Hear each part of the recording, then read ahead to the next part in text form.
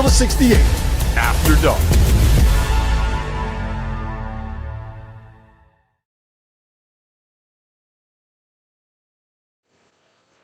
Well, welcome back to the Field of 68 live show here at Tom's Watch Bar at the Final Four in Indianapolis. Rob Dauster, Jeff Goodman, Tyler Hansborough, Randolph Childress, and Norm Roberts are here with me.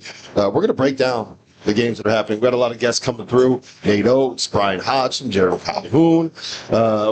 So there's going to be a lot of stuff happening today on the show. But we've got to start with a little bit of breaking news here that came from the news conferences at Media Day today. So, Goodman, your alma mater is not going to be in the market for a new head coach. Tommy Lloyd announced today that he will be returning to Arizona, and he is saying no to North Carolina.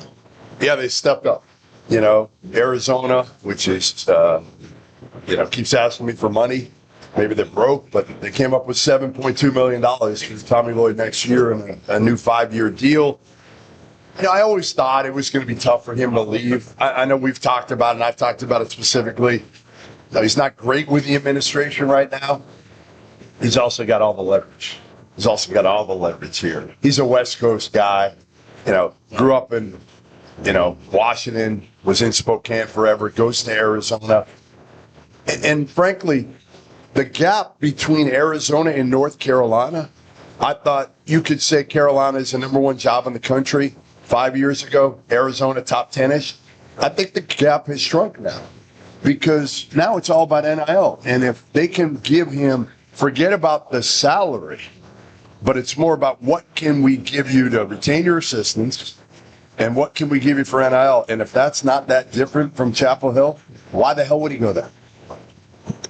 Well, this is a surprise, not really a surprise, but Lloyd is who a lot of the higher ups and the boosters, that's who they're really pulling for. And, it is difficult to make a transition from one program to the other. And also the fact that Arizona is so good and they're at the Final Four probably had a little bit to do with, it's tough to leave after you have a successful season like that so far. And especially if they win it, it'd be even more difficult. But, yeah, you're right. Right now, there may be just a bigger gap. And Carolina might not be as heralded as we once thought. I think also Tommy doesn't fit in Chapel Hill as well as he fits in Tucson. And I've said this, he can go around in Tucson and not really be bothered. You try to do that in Chapel, it's a lot harder to do that in Chapel Hill. And you got to start over. You got to meet all the people in Chapel. You got to do that dance all over again that he did 5 years ago. This is a guy who's not on social media. He's done it his way. Last night, I went over, he had a private party last night for 3 hours with all his friends, with all his Arizona people. Mark Few was there, Dan Munson, all those guys. Much harder to do if you're a Carolina. Where he has Arizona right now in the landscape of college basketball, I mean, it'd been difficult for him to leave. Like I said, Rob, getting on me because I always say the only way I think he considers Carolina was a blank check. What do you need? What do they have to do, RC? They got to slide a blank check and just say, you fill out the number. That's the recruitment. There is no recruitment. It's like, listen, you fill that out and it's yours. Other than that, he has everything he wants in Arizona right now. I think the most complete team in college basketball. Whether they win it or not, we'll see. Recruiting's going well. Everything is going well. There's no doubt in my mind Arizona's going to step up. Jeff Goodman's going to write the check. Going to make sure they get whatever they need, and Arizona Wildcats will be back. That's $7.2 million. How much of that did you write? No, not that much. Not that much. Hey, to be honest with you, isn't that what NIL is right now? Slide the check over and just sell them the blank check and tell me what you want. But I also think he's built something there. I think that, if he keeps doing what he's doing, they're going to build the statue of him there. Obviously, the weather, his family, all that the stuff. statue is of Lute Olson, all right? Let's not get carried away yet here. No, but he hasn't won a title yet. He's close. Win one. No, you got 2 more tough games. I'm not saying. I know. Lute Olson has, but they can build another one. They got enough room. But I also think I think some of the things that maybe he wanted, I bet you they're going to do things for the locker room, for the arena, all those things that he wanted to make it even better job than what it already is. So I didn't think he'd go to North Carolina because I think he's probably pretty happy where he's at. I mean, this dude plays, you're tired of me saying pickleball. Tyler's not. But he's got a pickleball court in his yard, and he's able to play a couple hours every other day. Like, you can't do that if you go to Carolina right away. They're not going to be okay with that. But the equity that he has built up in Tucson, why leave that now? Enjoy it. Enjoy it. Yeah, I think it also, it's a huge win for Arizona to be able to say that our head coach turned down North Carolina to stay here, right? That's a huge win for him. Just point blank period right there. But I think it also says a lot about, we touched on this a little bit, but the prestige of a blue blood program, it's not so much the differentiating factor. Now, if you want to be a blue blood, you're going to have to pay a premium. It's not something where you can get someone cheap, or if it's the same amount, you're going to go to that blue blood program. And I think this is perfectly evident of that. Yeah, and I'll say this right now. The fan base for North Carolina is hungry. Mm-hmm. We haven't had the years that we've wanted, and we're as hungry as we've ever been. And I think right now in this situation, this is one of the most important decisions for the program, possibly in the life of the program, because this next coach, we've got to have somebody that comes in that knows what they're doing and how to turn it around. The one thing you've got to say about a blue blood is they have a mass following, and they will figure out how to get the funds, okay? And I know right now, North Carolina, we've just been backing up trucks to banks and just giving money out like it's not going to stop.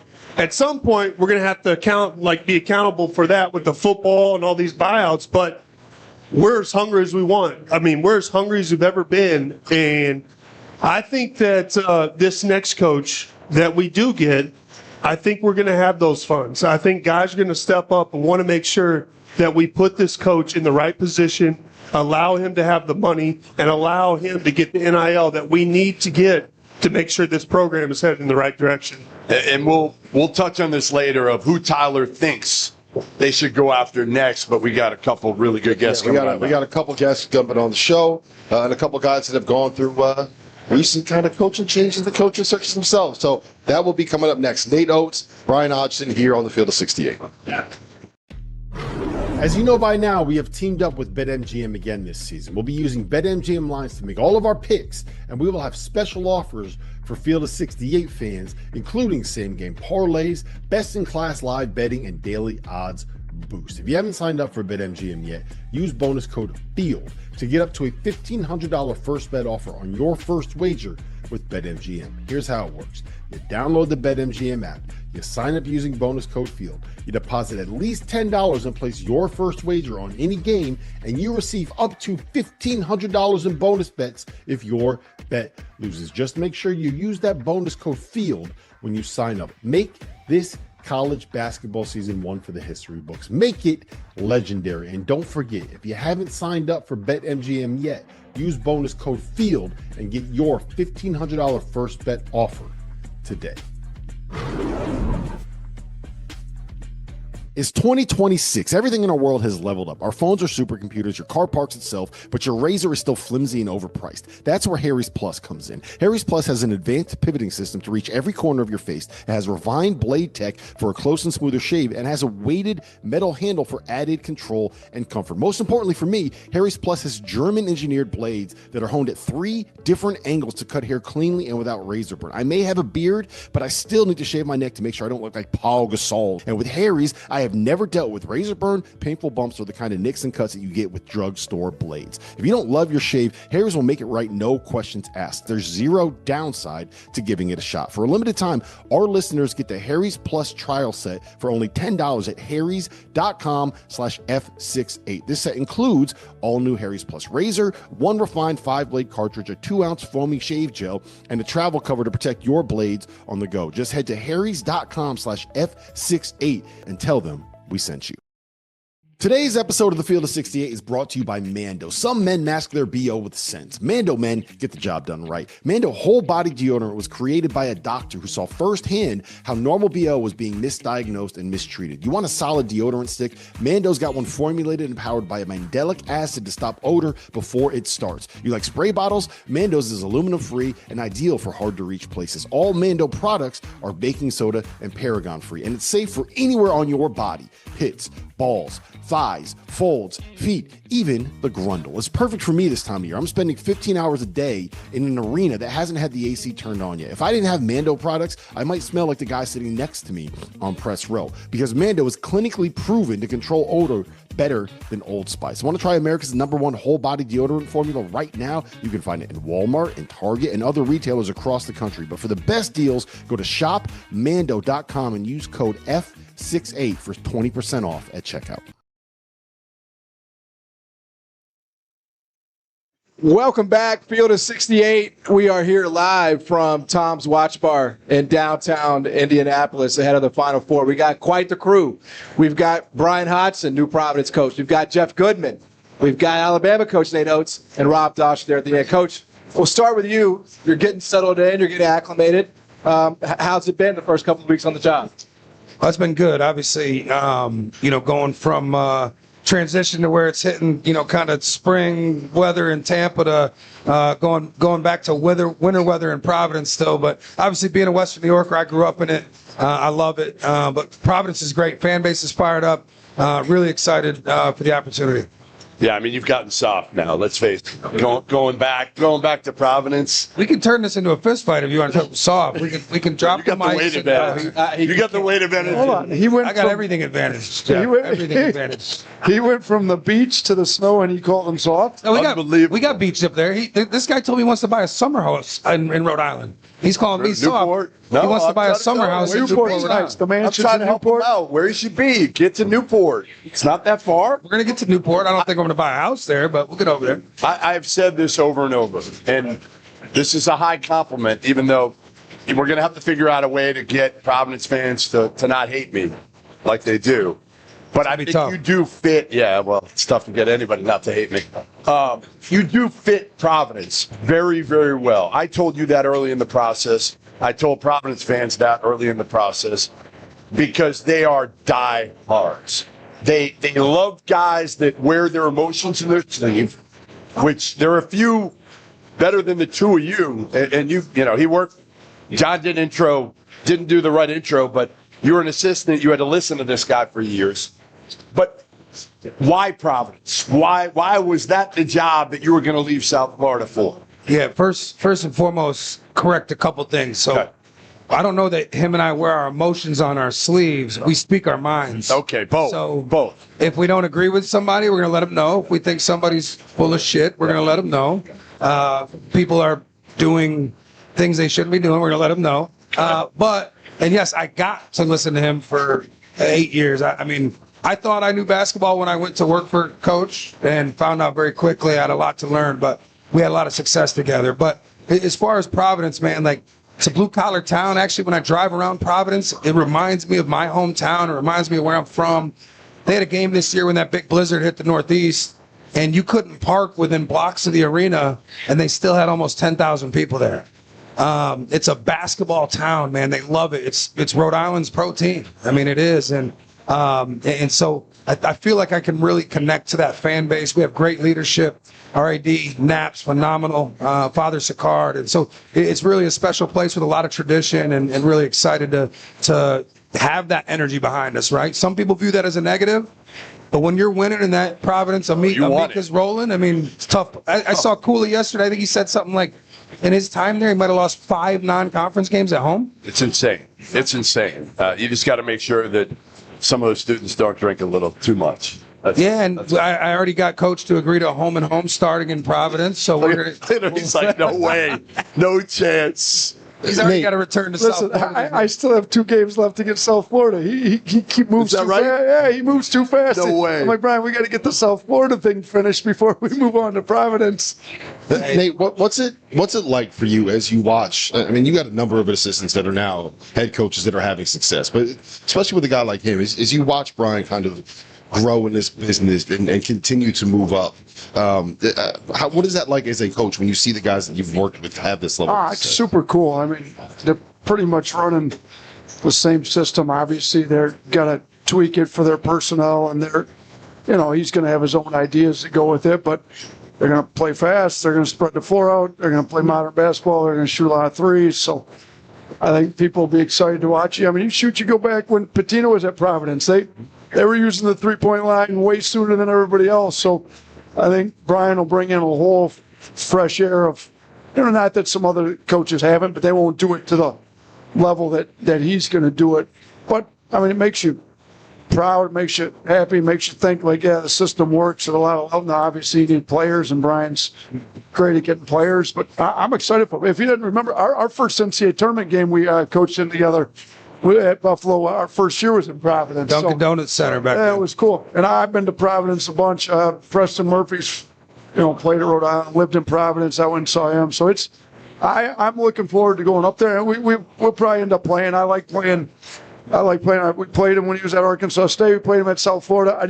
I got to finish up this 3-game series that he tied me in. Can't get out of that one? Not that Tampa's a bad place to go. That place is very nice. Yeah, I don't mind going to Tampa. Tampa in the middle of December is not a bad place to get not to. at all. Providence that time of year, absolutely. Well, that's them. They'll be getting out of Tuscaloosa, but yeah. All right, that's it. All right, Nate, you just, I don't know if you signed the new deal yet, but Greg Byrne put out a tweet the other day, your athletic director, that you were here for a while. I forget what the wording was, but it was something along those lines. Yeah, something along the lines. And we've got enough of something in place that I'll be there. Correct? Yes. Alabama not ever thought of as when you took it. Well, first of all, when you took it, I was like, I don't know if he's going to be able to win in Alabama. Yeah, Nate, do you remember when we Hopefully he says the same about you at Providence he said about me at Alabama. No. He lumped me into it, too. He didn't know if you could win in the SEC and if I could recruit in the SEC was what he said. Yeah, probably when true. We took the Alabama job. So Brian doesn't forget much, does he, Rob? That's right. It was Jeff. I called him after we won the league and signed one of the best classes in the history of the program. I called him. He owned it. But it was all because Avery Johnson left you good. Anyway, what leads you to wanting to stay at Alabama, where at that point we didn't know what was going to happen to Carolina? We still don't. Tommy Lloyd just turned it down, basically to stay in Tucson. You didn't know if Bill Self was going to retire or not. He has since decided he's going to at least stay one more year. And you said, hey, you know what? No matter what happens at this point, I'm good. I'm happy at Alabama. Well, you know what? We're trending in the right direction. I mean, I think Houston's the only program to make more Sweet 16s than us since I've got there. We've got pretty good success. I think, we're going to try to pour more resources into what we need to try to, and I'd like to be first one to win a national championship. Now, you got to catch a lot of breaks, but we're trending in the right direction. We weren't good enough this year. We got, beat around his 16, but we've got it started. It's going the right direction. I'd like to continue moving it that way.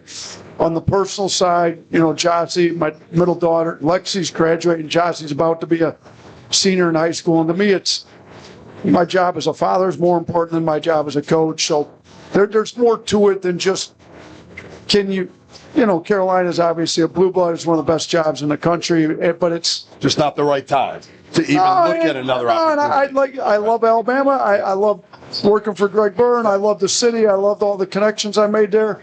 And personally, it didn't make much sense to try to move at this point. So when you look at the totality of it all and what Alabama's trying to do to help us to continue to win, let's stay there and keep building it. Nate, let me ask you this. What's higher? Because you've been in the Final Four. What's higher? The temperature in here right now or the pressure when you're in the Final Four to win? Listen, if you ask Brian, it's hotter in here right now. Brian, it's the temperature right here. It's unbelievable. That's right. You got to take the quarters off. We're trying to get you to lose a few pounds in here. Like the pressure we had when we went to the Final Four, we kind of came in as, we upset Carolina in the Sweet 16 that year. We were playing UConn, that was defending national champs. I don't think there was a ton of pressure to win that year, but we'd like to get back. I'd like to go there with a bunch of pressure on me, meaning we had an unbelievable regular season. We're favored to win it. So I'd like to get back where the pressure's a lot higher than the temperature here, because the temperature is pretty high in here right now. I thought with all the sponsorships they've had, they could afford a place with some air conditioning, but apparently that was too much to ask for. We'll get them to turn it down for you. We got Jim Beam, White Claw. But the beam is only for you. They said specifically. I'm not a Beam guy. I don't mean to kill your sponsorship here, but All right, come on. Just keep that to yourself. all right, yeah, I love Jim Beam. There you go. Just take a bottle. What's it like in this day and age? Nate hasn't had to go through this, but taking over a program today where you have to start completely from scratch. You're here now. I assume you're here. Both of you are here. You might have to do a few meetings, but let's face it, you're probably here meeting with a lot of agents. It's probably the best thing you can get out of being right now in Indianapolis. But what has this been like for you over the last week, 10 days to try to figure out who am I keeping? You know, where am I going from here in the portal? It's got to be your head spinning while you're trying to figure out who in Providence will probably, your AD Knapp does a good job of raising money on his own. Yeah, I'll tell you this. We need some things to change for college basketball, period, right? I don't think anything that's going on right now is benefiting the young man. Like, that's just like bottom line. Other than the money. The money. And it is short term, right? But when they're not making that money in 5 years, I mean, the 1% of them will make that money in 5 years. So I think, and hopefully they all do, but there's a reality behind it. But I'll say this, I think the way that I operate as a coach, I think the way that Coach Oats operates, we're good with it, right? Like, we get to go build our rosters and take on that challenge and put our stamp on things. We've always done that at a high level. Buffalo, I mean, we flipped that thing quick. Alabama, we flipped. So I enjoy it. I mean, it's right now is, without going into too much detail, like, I haven't spoken to one kid on the phone that's asked for less than, or an agent, I should say, that's asked for less than $1 million. Not one. Crazy. And so right now is a little out of control, but I enjoy. You don't know yet. I mean, like, you don't know whether to go early and pay some of these guys and get it done early or wait, right? I mean, there's a strategy to this, isn't there? Yeah, I mean, there is. I think you just try to figure out what's going to be fair. Now, it's a little bit of difference. You know, Brian's in the Big East, and so he's able to deal with rev share, and They could pay 20.5 if he wants to. If he can get some heavy hitters. If he got the right people. Right? We got to go through kind of authentic NIL, which we think we've got a good plan, but there's definitely differences. There's positives and negatives. You asked about Brian starting now versus when we got to Alabama together. Well, when we got there, kids had to sit out a year if they transferred, so you couldn't flip the roster immediately, but you also were able to keep your kids a little easier. Brian's got to work on keeping his old roster or whichever ones he wants, but he's also able to get the roster the way he wants it if he's able to, because you can, maybe you got to do a lot more work to keep your current guys because they can leave, but you're able to get it the way you want it to look, hopefully, in theory, right away too. But there's probably a little more pressure on winning right out of the gate versus when we got to Alabama. We couldn't really flip it in year one. Now, year two, we were able to get it. Some guys sat out. We got Quinterly sat out that year. We were able to get it. But now there's a little more pressure on these coaches. Well, we gave you X amount of money. You'll be able to get roster together right away in year one. I have a quick question for both of you, and then you can jump in. I'm sorry. Sure. But we've seen who's in the Final Four right now, and it's bigs. It is bigs all over the place. You guys have gone the opposite way over the last few years, right? It's been shooting threes. You had the best guard. I thought you had the best guard group in the country this year. Didn't have enough up front. Has watching these teams advance to the Final Four, watching Michigan, Arizona be dominant from start to finish with bigs, has that changed a little bit of your thought process going forward? For sure. You got to be able to guard these teams. We went to playing a more modern NBA style offense where, there's not as much post-ups, but what you do realize is the rules are different. The lane's narrower. They don't call 3 seconds in the lane really often. So you got to be able to guard these teams that just put the big right at the front of the rim all game. So you got to, ideally, we're going to have to find bigs that can guard on the other end but can still play a 5-out NBA offense on our end with the rules. So we got to adjust a little bit. We got to figure it out. And we've been able to win at this level, but it'd be, we're trying to get back to the Final Four. We got to be able to guard these teams. And we played Michigan, we played Arizona. We weren't big enough on the front court to guard them well enough. We did play Illinois. They're a little more spread out, post less like us. We were able to beat them. So, but they're here, and they got a legitimate shot. So we played 3 of these 4. I still think you can get there playing our way, but we do have to have enough size up front to guard. Nate, who wins? You played 3 of the 4. Who wins the whole thing? I mean, look, Michigan, Arizona, we lost to both of them. So if you're going based on what we did, we didn't play UConn. Danny's done a great job. He's been at 3 of the last 4. We didn't play him. I got a lot of respect for all these coaches here, but shoot, if you look at the way we played, Arizona smashed us worse than Michigan did. We beat Illinois, but I do think Michigan's playing very well right now. Michigan Arizona is going to be a tough matchup. I mean, good answer. Yeah, I don't really know, and Was that's why I don't bet. Was that an answer? I don't know. No, I'm not going to answer it. I mean, I'll take anybody answer it. I'll take the Big East. I mean, I'm in the Big East, so I mean, Gotta go UConn, don't you? yeah, we want UConn to win, right? I'm in the league, so. But to what Coach said, all 4 of these teams have great bigs, but let's not. All 4 of these teams have great guards also. Yeah. They may be the best rosters, top to bottom, right? So they're big. They absolutely are. But all of them, I mean, there's no holes on these teams. If you look at Arizona's backcourt and Illinois, the shooting they have. I mean, you go down the list. Michigan's guards, they're up there. So I just think they're the best rosters, to be honest with you. I'm just curious. You got something. I want to ask both you guys as coaches, just seeing that last shot for UConn go in and just the way that played out. Like, what were you guys, but for both of you, what were you thinking just watching that play unfold, start to finish? I mean, the margins at this level are so thin. You talk about trying to eliminate as much errors at coaches you have, and I've heard Brian talk on podcasts, and we talk about it like, these games come down. I mean, our year 1 to year 2 at Alabama, obviously we were able to get the roster a little better, but we also did a better job flipping the margins and winning those close 1 or 2 possession games. So you just, I mean, shoot. So what? How far was the shot? 30, 35 feet? Yeah, 35 to 40. Yeah, you know what I'm saying? So if they make 35-foot shot, goes in, doesn't go in, all of a sudden Duke's in. Everything's got to be perfect on that play. The margins are so thin. You better, like, coaching does into play, but let's not get too big an ego here. Sometimes you need to catch some breaks and a little bit of luck involved, but yeah, I'll give UConn a ton of credit. They were able to execute enough down the stretch to put themselves back in the game. And then, I'll say this, Coach Shire's done an unbelievable job at Duke. I went back to my high school days. I was a high school coach the same age he is now. I made a lot of mistakes in high school, and I got to make them when I wasn't that many people evaluating everything. Like it's a hard margin. When do you try to milk clock versus staying aggressive to win the game? And some of that stuff, and I don't want to act like I got all the answers, but I made some mistakes back as a high school coach. I just didn't have everybody in the world critiquing my mistakes back then. My immediate reaction was just quickly this: please put the camera on Danny Hurley right now. It went to a Hurley cam the entire game, every game. Yeah. We need that, and how they have the second screen. We need a jacket. The half-off jacket is unbelievable. All of it. Awesome. That's the Alabama coach, Nate Oats, New Providence coach, Brian Hodson. Thanks for sitting to the top of this, fellas. Hey, great talking to you, Rob. I appreciate it. We'll be back. You still got your question, Rob?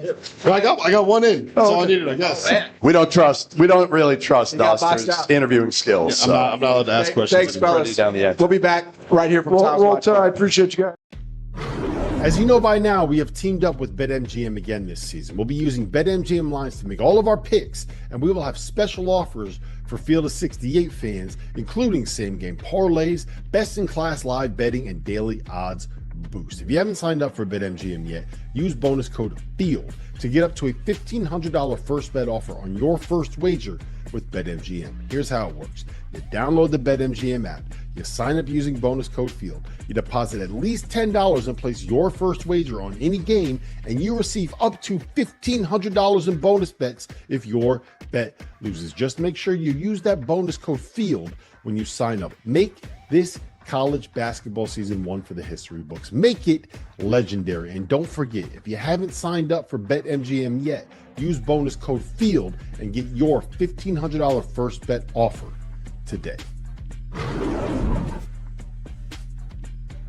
It's 2026. Everything in our world has leveled up. Our phones are supercomputers, your car parks itself, but your razor is still flimsy and overpriced. That's where Harry's Plus comes in. Harry's Plus has an advanced pivoting system to reach every corner of your face. It has refined blade tech for a close and smoother shave and has a weighted metal handle for added control and comfort. Most importantly for me, Harry's Plus has German-engineered blades that are honed at 3 different angles to cut hair cleanly and without razor burn. I may have a beard, but I still need to shave my neck to make sure I don't look like Paul Gasol. And with Harry's, I have never dealt with razor burn, painful bumps, or the kind of nicks and cuts that you get with drugstore blades. If you don't love your shave, Harry's will make it right, no questions asked. There's zero downside to giving it a shot. For a limited time, our listeners get the Harry's Plus trial set for only $10 at harrys.com/F68. This set includes all new Harry's Plus razor, 1 refined 5-blade cartridge, a 2-ounce foamy shave gel, and a travel cover to protect your blades on the go. Just head to harrys.com/F68 and tell them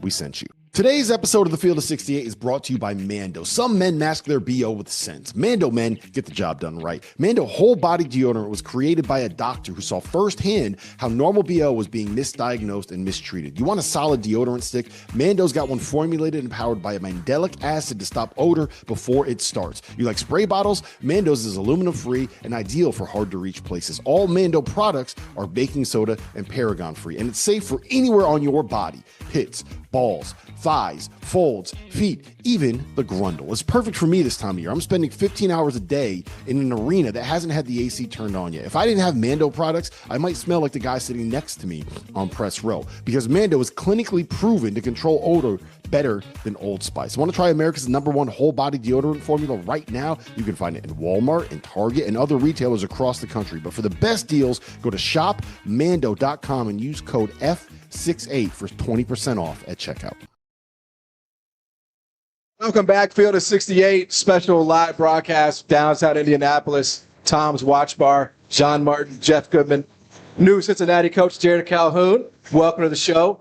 Mike LaTulip and Rob Dauster. Coach, I'll just kind of start pretty easy, adjusting to the job, man. How's it been the first couple of days and weeks? Well, coming here is really easy, 90 minutes away, so really excited about that. But, anytime you leave a great place like Utah State, it's really hard. But coming home, my alma mater, I think has been just tremendous. It's been great to see all the people I haven't seen in 20 years.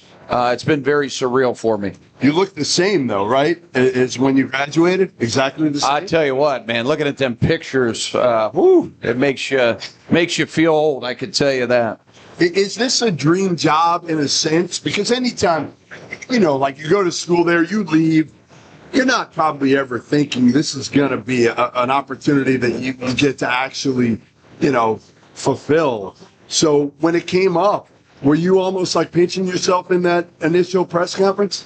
Jeff, you and I have talked quite a bit throughout the year, kind of about my situation and really the landscape of college basketball. So, when the last 2-3 weeks, it was very chaotic, right? It wasn't just Cincinnati. There were a number of schools, and this one worked out, right? I think everything in life works out for a reason. I've teased you. I'm coming here on set in about 10 years. I'm coming to work for you. So Trust me, you're not. I'm going to give everything I got to the University of Cincinnati. It's my goal, my dream to get this program to the Final Four and win a national championship. I think we have everything we need there at Cincinnati, the facilities, rev share, NIL, conference, obviously saw the good AD. Yeah, great AD. John gets it. Yeah, so it's a great place, and to say it's my dream job would be an understatement. Yeah. I grew up a Bearcat and rooting on the Bearcats, so yes. I'm curious for you, like what makes Cincinnati, the city, the fans, like what makes that so special for you to come back? Yeah, I mean, when I was growing up, Kenyon Martin, I told him the other night, it still bothers me to this day, and I've heard you guys talk about it at some point this year on your show. You look back at teams and programs that were so close. That 2000 Cincinnati team was one of the best college teams in my lifetime, right? And maybe ever, as Jeff said. So that team drew me to the Bearcats. And then a guy named Mel Levitt, the helicopter, he went to my high school. I went to St. Joe's on the east side of Cleveland. And, between Steve Logan, Reuben Patterson, Mel Levitt, these are three great Cincinnati Bearcats, All-Americans from my hometown. I've always loved the Bearcats. Now that you are moving into the Big 12 here, what are adjustments that you're making when it comes to how you're trying to identify talent? Is there a style of play maybe that's a little bit different there? And how much of what you do you think will translate into a conference that has Arizona and Kansas and Houston and Baylor, and there's a lot of big boys in that league now? Yeah, I mean, first of all, Rob, this conference is an absolute beast. What makes great conferences is great players and great coaches. The respect that I have for Bill Self, Calvin Sampson, the list goes on and on. So I think we got to do an unbelievable job of getting positional size at every position. Playing Arizona, right? Got to see that up front. Of the four teams that have played them so far, I think our score was the closest, right? So I think you got to get positional size. That's how you know a team is good when you're saying, yeah, they beat us by the least. We got the least ass, but they still got you. Listen, man, when you got $2.5 million to deal with and whatever Tommy's got at Arizona, hey, to lose by 12, to have it within 4 with 3:30 to go. But everybody in our league puts 2 on the ball, right? What you try to do is, find, create, and keep advantages. I think you have to have a great point guard that could create advantages. I think you have to have a pocket guy with the 5 position, and then you got to have great positional size and shooting to be able to win games in this league. And then at the end of the day, Rob, it's coming down to situational basketball. What can you do as a coach to help your team in the last 3 or 4 minutes? Because everybody's good. Whether you're home or away, conference games are going to be a monster. Jared, one of the things that really impressed me about you is I read in The Athletic what you did to immerse yourself at Utah State. You didn't really know the community. You really didn't know the people. So you got to know that you were basically doing everything short of driving around and handing out schedules personally.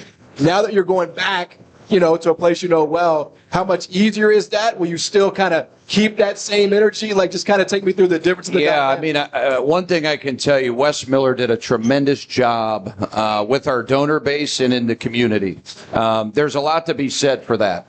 So we've got to do a really good job in those departments. But I try to really spend a lot of time with our academic people, all of our coaches, everybody in the university. I have 3 little kids, 6, 9, and 11, and we're going to jump 2 feet in. We'll be at every volleyball game, every women's basketball game. Coach Satterfield on the football staff, the head coach of our football team, has been awesome.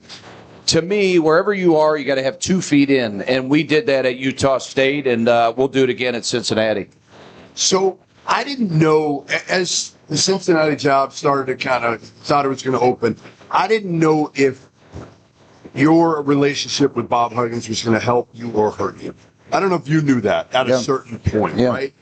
Obviously, it helped you at the end of the day. The way Hugs went out at Cincinnati, listen, I'm a Hugs guy. Yep. So I always felt bad for the way he went out there and also the way he went out in his career. Can you bring him back into this program? Have you thought about how you do that? Can you do that? Yeah, I mean, he was there at the press conference. Obviously, a lot of the former players played for Coach Huggins. So, yeah, I think so. I mean, I think there is time and place for everything. He was there. He got a huge ovation, standing ovation. Really, Mick Cronin has been incredible to me. Over the last 2 or 3 years, Jeff, he's become a mentor, a friend. Talked last night driving home from Columbus. He's been awesome. He knows everybody. The guy's related to everybody in the city of Cincinnati, it seems like. So I think those two, Andy Kennedy, although he spent a year as the head coach, he was there for a number of years as an assistant. Eric Martin, Nick Van Exel, all these guys have really reached out. They want to support it. And I think it just hits a little bit different when it's somebody that's been at Cincinnati that understands it, and I had to go out and earn this job, Jeff. Nothing has been given to me. I left a Power 4 for a Division II. Nobody does that anymore. Took Youngstown State at that time, one of the worst Division I jobs in the country. Go to Utah State, did something that they've never done. So we're going to be very confident, but we're not going to be overconfident. But we're not going to back down to this challenge, and we're going to go 100 miles an hour to get Cincinnati basketball back on the national map. All right, Jared, you just mentioned Bob Huggins. You mentioned Nick Cronin. You mentioned Andy Kennedy. All three of those guys are firemen. Let's say it like that. Do you feel like you need to get a little bit crazier on the sidelines? Are we going to see is that the Cincinnati brand? Coach Massimino taught me this many years ago. You have to be who you are, right? I mean, the game's changed. I coach how I coach, right? There's a time and a place to get on players, but the reason players like playing for us, we really teach them the game, but we teach them about relationships. This whole thing has become very transactional. We want winners. We want guys that value relationships. We want guys that it means something to wear the uniform. It's coach talk, but it's worked, right? It has worked every stop that I've been at. We're not going to change who we are. I'm certainly not going to change who I am. I've coached for 15 years as a head coach. We're really have an understanding of how we want to play on offense and defense. And I think that's what gets lost in the portal. Teams don't have identities. They just want to recruit talent. We're not going to do that. We're going to recruit to our system and get very talented players to play how we want to play. Coach, you talked about being who you are. Take me back to Fairmont State, because how foundational was that experience to find out exactly who you were as a coach? Yeah, I mean, I said this at my press conference. We get the job the very next morning. It's 6 in the morning. We walk in the gym. There's a stage set up, right? We had 7 a.m. practice. You realize real quick, you just left a $30 million practice facility in Morgantown, West Virginia for a Division II job, right? It was the best move of my career. Mantoris Robinson, Paul Molinari, and Joe Mazzulla were part of this journey. We get there.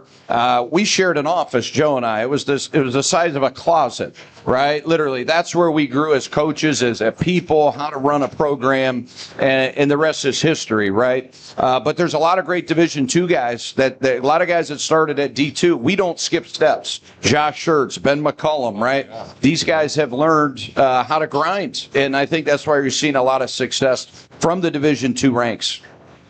So who wins if you and Missoula match up in UFC? Who wins? How many rounds? Probably not even a round. Probably about. It takes you right away. I mean, the guy's he's doing it every road trip. He tells me now he's hired a coach. Yeah, he's a unique guy, but How Jeff. do you describe Missoula? Because I have a hard time. All my Boston. Yeah, I would say unique, and people think it's maybe an act. It's who he is. Yeah. Joe Mazzulla is who he is. The other night, 13 threes in a quarter, whatever it was, 80 at halftime. He's the best offensive coach, regardless of level. I think what he's done with this team, it's unbelievable. I think they got a shot to win it. I really do. I think they will. Yeah, they do now with Tatum back and looking healthy. I mean, he's been the coach of the year for sure. And not only that, Jeff, basketball-wise, he's a great leader. He spends time with people. He treats them the right way. That's what coaching's about. Yeah, no doubt. Well, listen. We appreciate you coming by. Congrats. Got to be a dream, man. Got to be a dream. Thanks for having me. Now the work starts. And right? I've said this publicly. You guys do an unbelievable job. I listen to you late at night. I know you do. Keep this that all the time. Keep this show rolling, man. It's awesome. We Thanks, guys. That. Yep. Absolutely. We'll be back from Tom's Watch Bar, Field of 68. As you know by now, we have teamed up with BetMGM again this season. We'll be using BetMGM lines to make all of our picks, and we will have special offers for Field of 68 fans, including same-game parlays, best-in-class live betting, and daily odds boost. If you haven't signed up for BetMGM yet, use bonus code FIELD to get up to a $1,500 first bet offer on your first wager with BetMGM. Here's how it works. You download the BetMGM app, you sign up using bonus code FIELD, you deposit at least $10 and place your first wager on any game, and you receive up to $1,500 in bonus bets if your bet loses. Just make sure you use that bonus code FIELD when you sign up. Make this college basketball season 1 for the history books. Make it legendary. And don't forget, if you haven't signed up for BetMGM yet, use bonus code FIELD and get your $1,500 first bet offer today.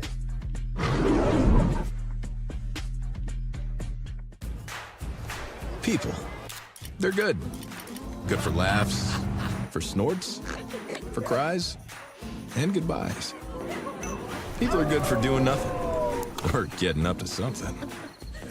People are good for squad goals and squad. People are good for these kinds of cheers and these kinds of cheers. People are good for you. Jim Beam, best enjoyed together.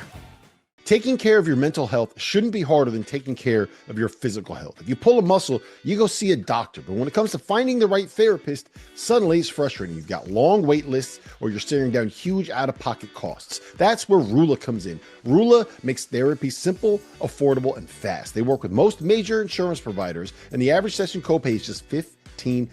And with Rula, you're not matched and left to figure it out. They check in and they make sure that you're actually making progress. Every therapist on the platform is licensed, vetted, and picked for their expertise. So you know you're talking to someone legit, not whoever happens to be available. You answer a couple questions and Rula connects you with an in-network provider who actually fits your needs. You can be talking to a therapist as soon as the next day. Thousands of guys have already used Rula to get the care that they need.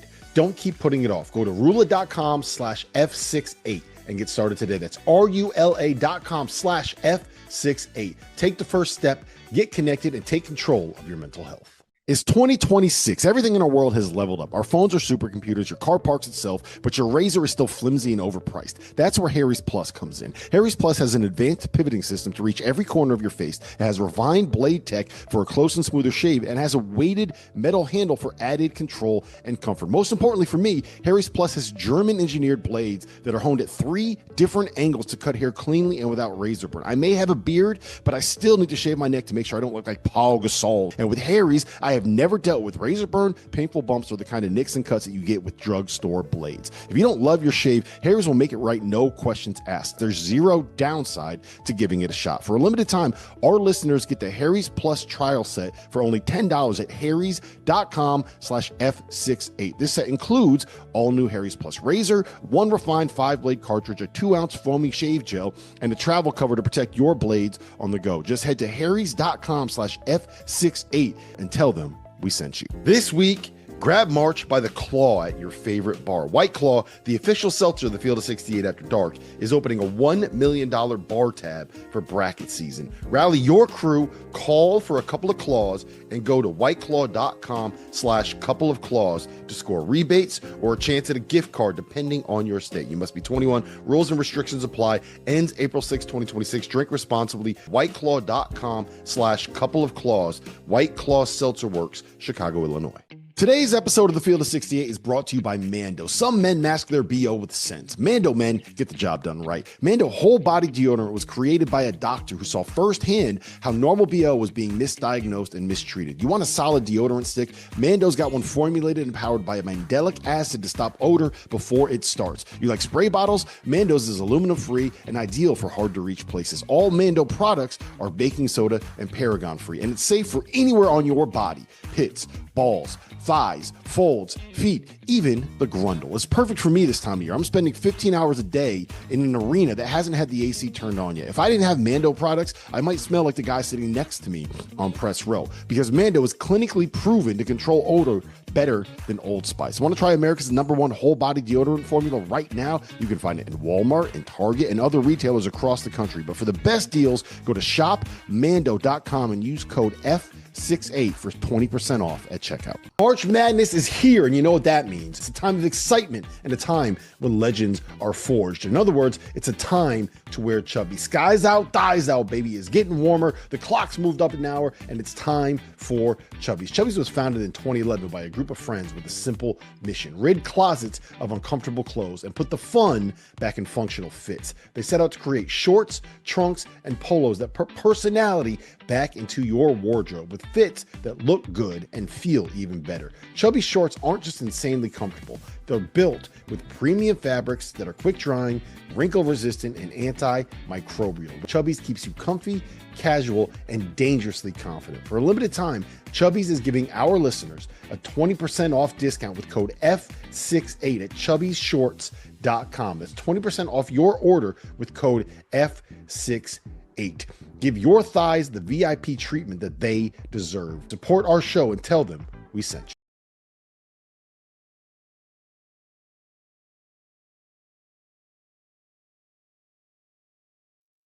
68 live from Tom's Watch Bar, downtown Indianapolis, Indiana. The temperature's rising. The game's getting close. That's how you can tell. Randolph Childress, Tyler Hansbrough, Michael Tulip, the coach. Norm What's up? What's I up? love the coach. I absolutely love it. You might be my favorite human this week. All right, let's see how it all plays out. But Tyler, it's about that time, brother. North Carolina, a little bit of news today. Tommy Lloyd signs an extension through 2031. I'll just ask you generally, what do you now want to see out of this Carolina basketball search? Well, first of all, Lloyd was the pick for a lot of donors and a lot of people making decisions, in my opinion.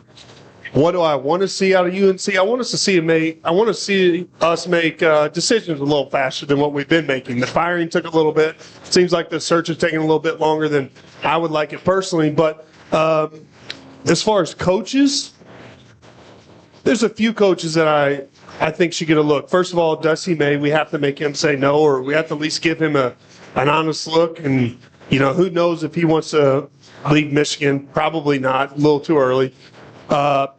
I like Ben McCollum, too. I like the way that he's worked really hard. I mean, that's a guy who's won at every level. I like his story and, the driving the bus as well. Hard worker. I like that. Bringing somebody in that's pretty hungry.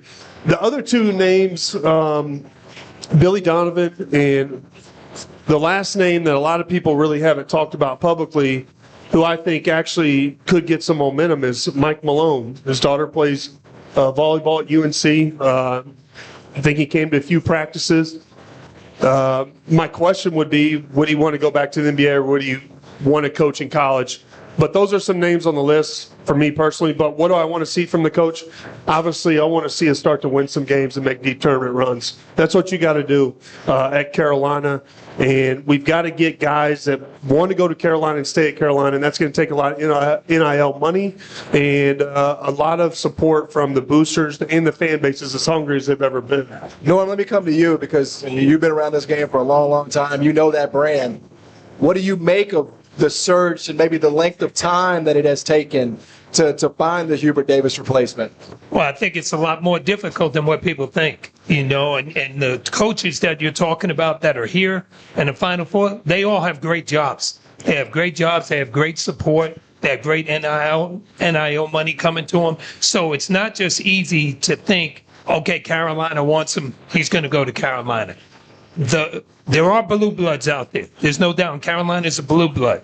But I would tell you this, because of the way college basketball is right now, it's not about just being a blue blood.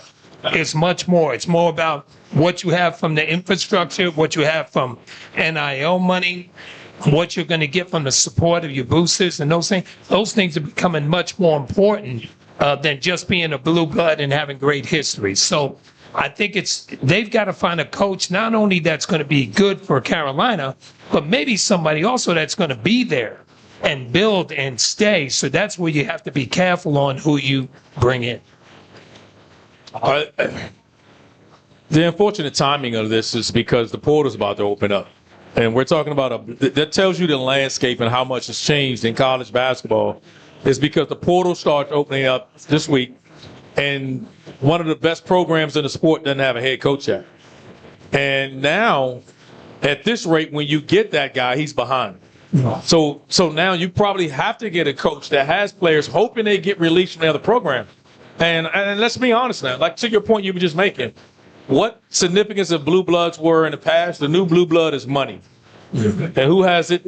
And now with the benefits of going to those schools are no longer education, all that stuff's thrown out of the window.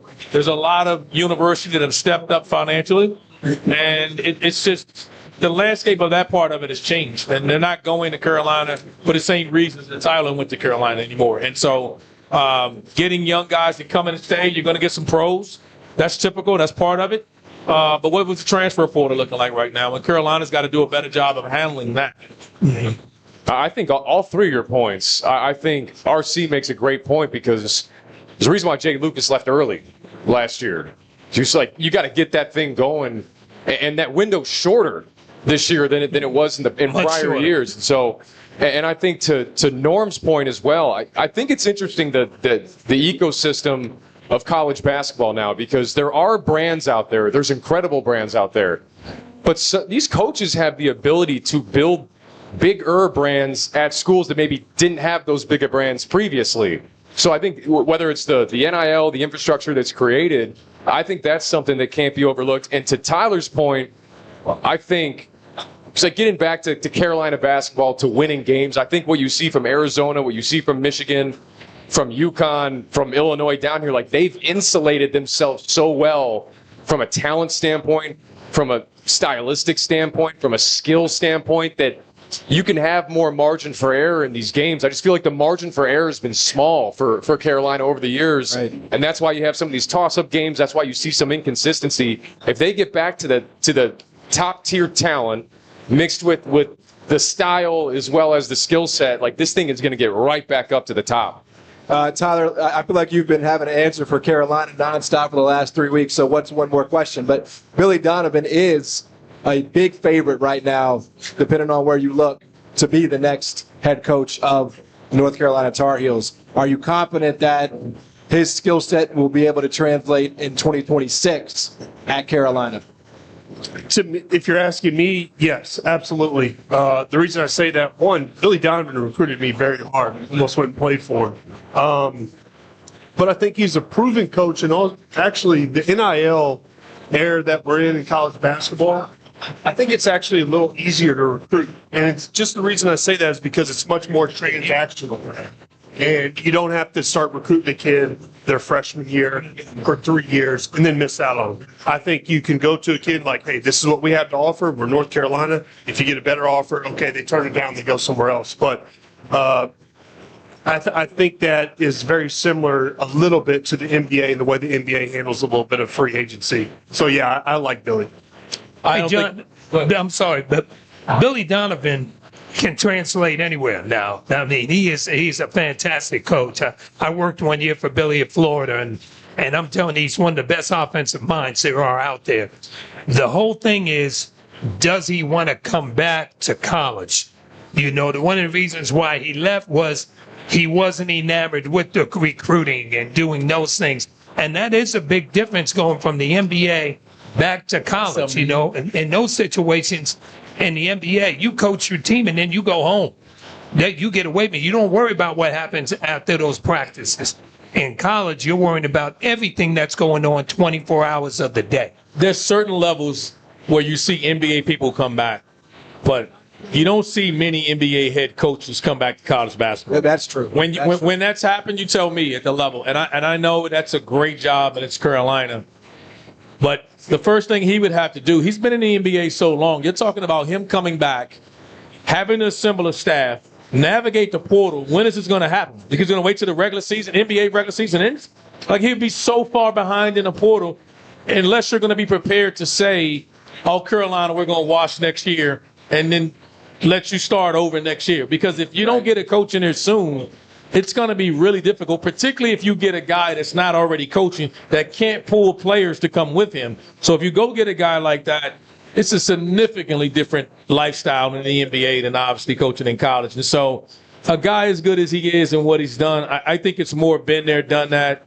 That would go to me be a hell of a recruitment that needs to be done to make Billy Donovan give up that lifestyle and that what he's doing to come back to coach Carolina. That's a lot. I think there is an argument to be made because I got to hear people saying, well, they have a GM, right? But these recruits still want the head coach to show face, whether it be at games, whether to come in their living room, have home visits. And so that's obviously something to think about. And I think for Billy D, we've just seen this success that some of those coaches that have had, that have started in college, that then went to the NBA, that then come back to college. I mean, just look in this NCAA tournament alone, whether that be Patino or that be Cal, Fred Hoiberg, Kelvin Sampson went up and came back. Like those coaches that are well-traveled in that regard. But it's preference, right? There's a reason Brad Stevens, I know you got offered the Celtics job. There's a reason why he jumped on that. It's because, like Norm's saying, you can shut your phone off at 2 p.m. and go hang out with the kids and hang out with the wife, and you got the GM and the president, everybody taking care of the roster. So it's changed, man. You're not babysitting. Oh, no, you and I both know them. That's the agent's job. Yeah. We got to get and go. Now it's the agent's job at that level to call, and that's a lot to give up. You get that, and it's as Norm, as you find out now, it's a lot easier on this side of this thing than staying up. Like on Monday, you and I can go golfing, not chase kids in a portal, calling agents and everything else. I haven't lost a game in 7 months and haven't lost a player in 7. So it's been pretty good. What I think the question is, Tyler, is, I mean, he's Teflon in Chicago. Like, they haven't won. They don't really expect to win. And he just got an extension last summer. So I say all that to say his job security is A1 at Chicago, no matter what. And the question, I guess, it just comes down to, do I want the NBA lifestyle where I don't really am expected to win, or do I get back into a sport that I've achieved the pinnacle twice? Like, what's the challenge? Well, first of all, he's already conquered one. How do you mean? He has back-to-back. That's I mean, what I'm saying. That's what I'm saying. He's already done it in college. Why does he need to come back? First of all, the NBA is so day-to-day. Let's not act like he's untouchable. I mean, things could change. I don't care where, who's coaching the NBA. Things could go south pretty fast for a lot of people. Malone. Yeah. Yeah. I played for Dwayne Casey, got coach of the year, and I think he got fired in the offseason. Right. Stuff like that. But here's the thing is, if we want Billy Donovan, we're going to have to go after Billy Donovan. We're going to have to court him and let him know he is the man, and this is who we want. And I think he's not going to go through the process. I think I heard Jeff talk about this. He's not going to go through the process if there's 3 or 4 candidates and then just get turned down. And I think we have to make the decision. If he's our number one candidate, we need to approach it as that and say, this is our guy. But, it's whoever our next coach is, we're going to want to win right away. We're going to have to give him the resources to win right away. But that's my concern about Billy Donovan. Exactly. We're talking about is the timing in which he can start the job. I'm not questioning whether he could. I think there's all valid points. He could. He's as good as there is and as good as there have been. But is he going to finish the regular season for the NBA? He is doing that. That's done. What I'm saying. So if you do that, April 12th, he would finish the season and then do what? Hop on a plane. That's 9 days from now. And assimilate a staff and then attack the portal. You and I both know that is so far behind. That doesn't sound like a lot of time. But you are already behind now if you're just thinking about getting in the portal and talking to agents. So, and that's why I'm saying, is the Carolina fan base willing to wait on the right guy, knowing that you're putting him behind the 8 ball? And I'm not going to say next year is a wash, but you're definitely not going to be as good as you possibly be because you're not going to get as many the players because they're already going to be gone. I mean, unless things are getting done. But my thing is, you don't. But yeah. But that's my point. Again, there's no one there. He's not the head coach. So they can't possibly sign a player because what is a player going to do? What is an agent going to say? Let's wait and stick around and see what Carolina, who gets the head coaching job at Carolina, and then we're going to come back to the negotiating table. I think Tyler's got a valid point. I think that name, Ben McCollum, that's a pretty good name, man. I mean, he's a stud. He's a stud. But does he fit Iowa? Isn't he from Iowa, if I'm not mistaken? Huh? Isn't he from Iowa, if I'm not mistaken? Yeah, he's from around that area. But he's home. At some point, like to Norm's point, the proof of concept at each level that he's been at, and now you give this dude the resources that he would have that would far exceed Iowa going to North Carolina. The question I have with Billy Donovan is, and Tyler said it, like, it's not set in stone with Chicago. And he came from OKC over to Chicago. And yeah, sure, you could have a Frank Vogel type NBA coaching career where it's like you're just you're kind of the retread guy, and if a team needs open spot, like you can compete. But is taking the North Carolina job not at least extending your shelf life a little bit?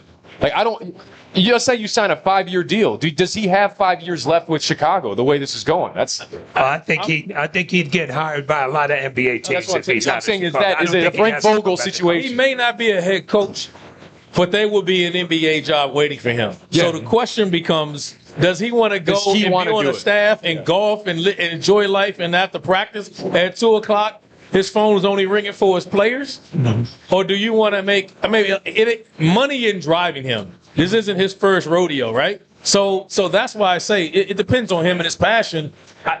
He would be a great candidate for the job. I just think it'll be difficult for him and difficult for Carolina if he finishes the regular season and then he has to put together a staff where he's not a portal guy. Mm-hmm. He hasn't been in college since all of this portal. That's a long time. Everything it seems like it's ancient. He's not new to this. Hey guys, just let me tell you. We used to call it, and everybody still calls it, it's called portal combat that you're in. You're in portal combat. And I'm telling you, when I was at Kansas, we would get in between 8:30 and 9 o'clock in the morning.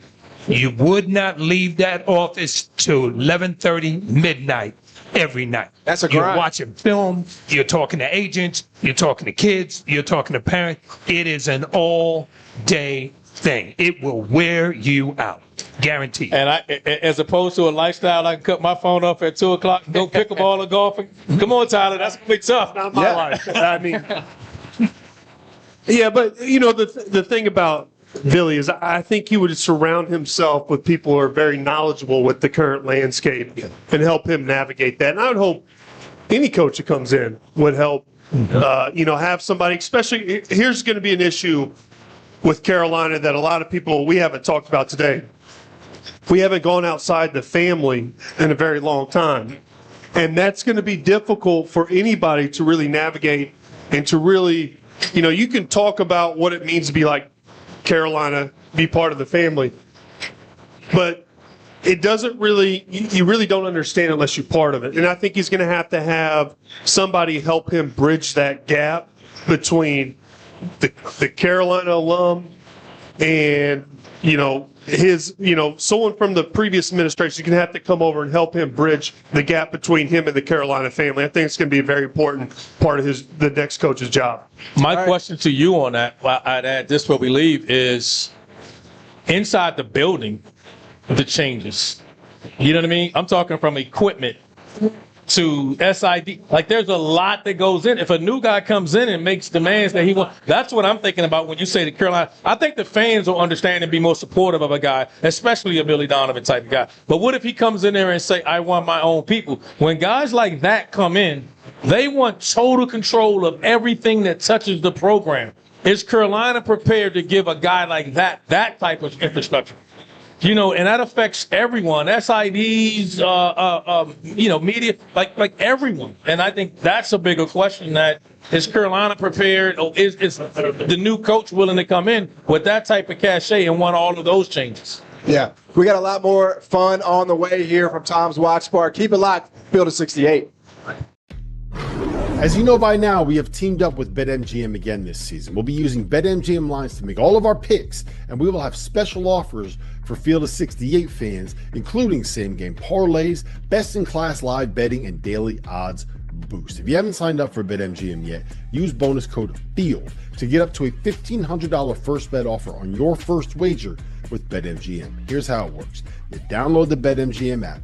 You sign up using bonus code FIELD. You deposit at least $10 and place your first wager on any game, and you receive up to $1,500 in bonus bets if your bet loses. Just make sure you use that bonus code FIELD when you sign up. Make this college basketball season one for the history books. Make it legendary. And don't forget, if you haven't signed up for BetMGM yet, use bonus code FIELD and get your $1,500 first bet offer today.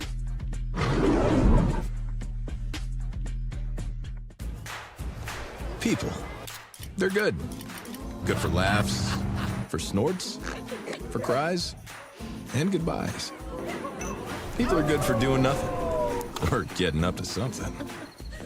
People are good for squad goals. And squad. People are good for these kinds of cheers and these kinds of cheers. People are good for you. Jim Beam, best enjoyed together.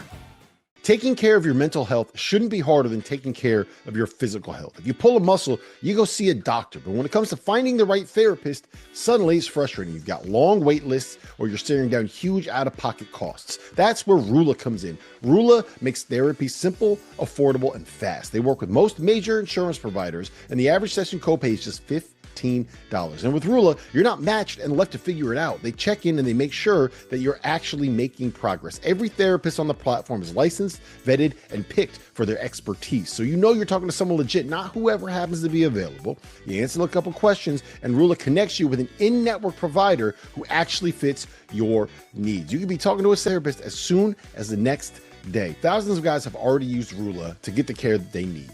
Don't keep putting it off. Go to rula.com/F68 and get started today. That's RULA.com/F68. Take the first step, get connected, and take control of your mental health.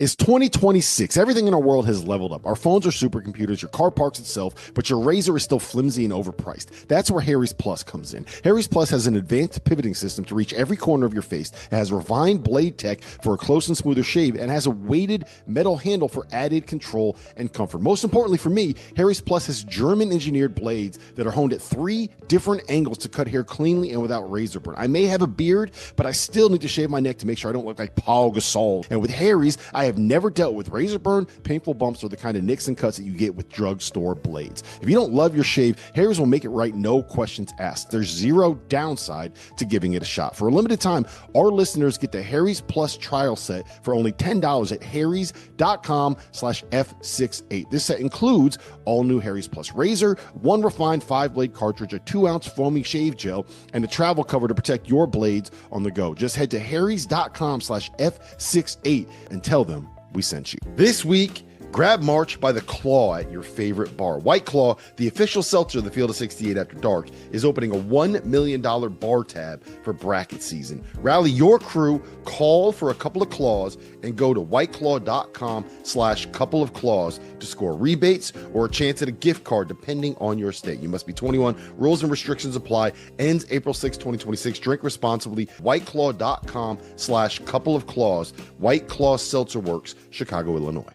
Today's episode of The Field of 68 is brought to you by Mando. Some men mask their BO with sense. Mando men get the job done right. Mando whole body deodorant was created by a doctor who saw firsthand how normal BO was being misdiagnosed and mistreated. You want a solid deodorant stick? Mando's got one formulated and powered by a mandelic acid to stop odor before it starts. You like spray bottles? Mando's is aluminum free and ideal for hard to reach places. All Mando products are baking soda and paragon free, and it's safe for anywhere on your body. Pits, balls, thighs, folds, feet, even the grundle. It's perfect for me this time of year. I'm spending 15 hours a day in an arena that hasn't had the AC turned on yet. If I didn't have Mando products, I might smell like the guy sitting next to me on press row, because Mando is clinically proven to control odor better than Old Spice. Want to try America's #1 whole body deodorant formula right now? You can find it in Walmart and Target and other retailers across the country. But for the best deals, go to shopmando.com and use code F68 for 20% off at checkout. March Madness is here, and you know what that means. It's a time of excitement and a time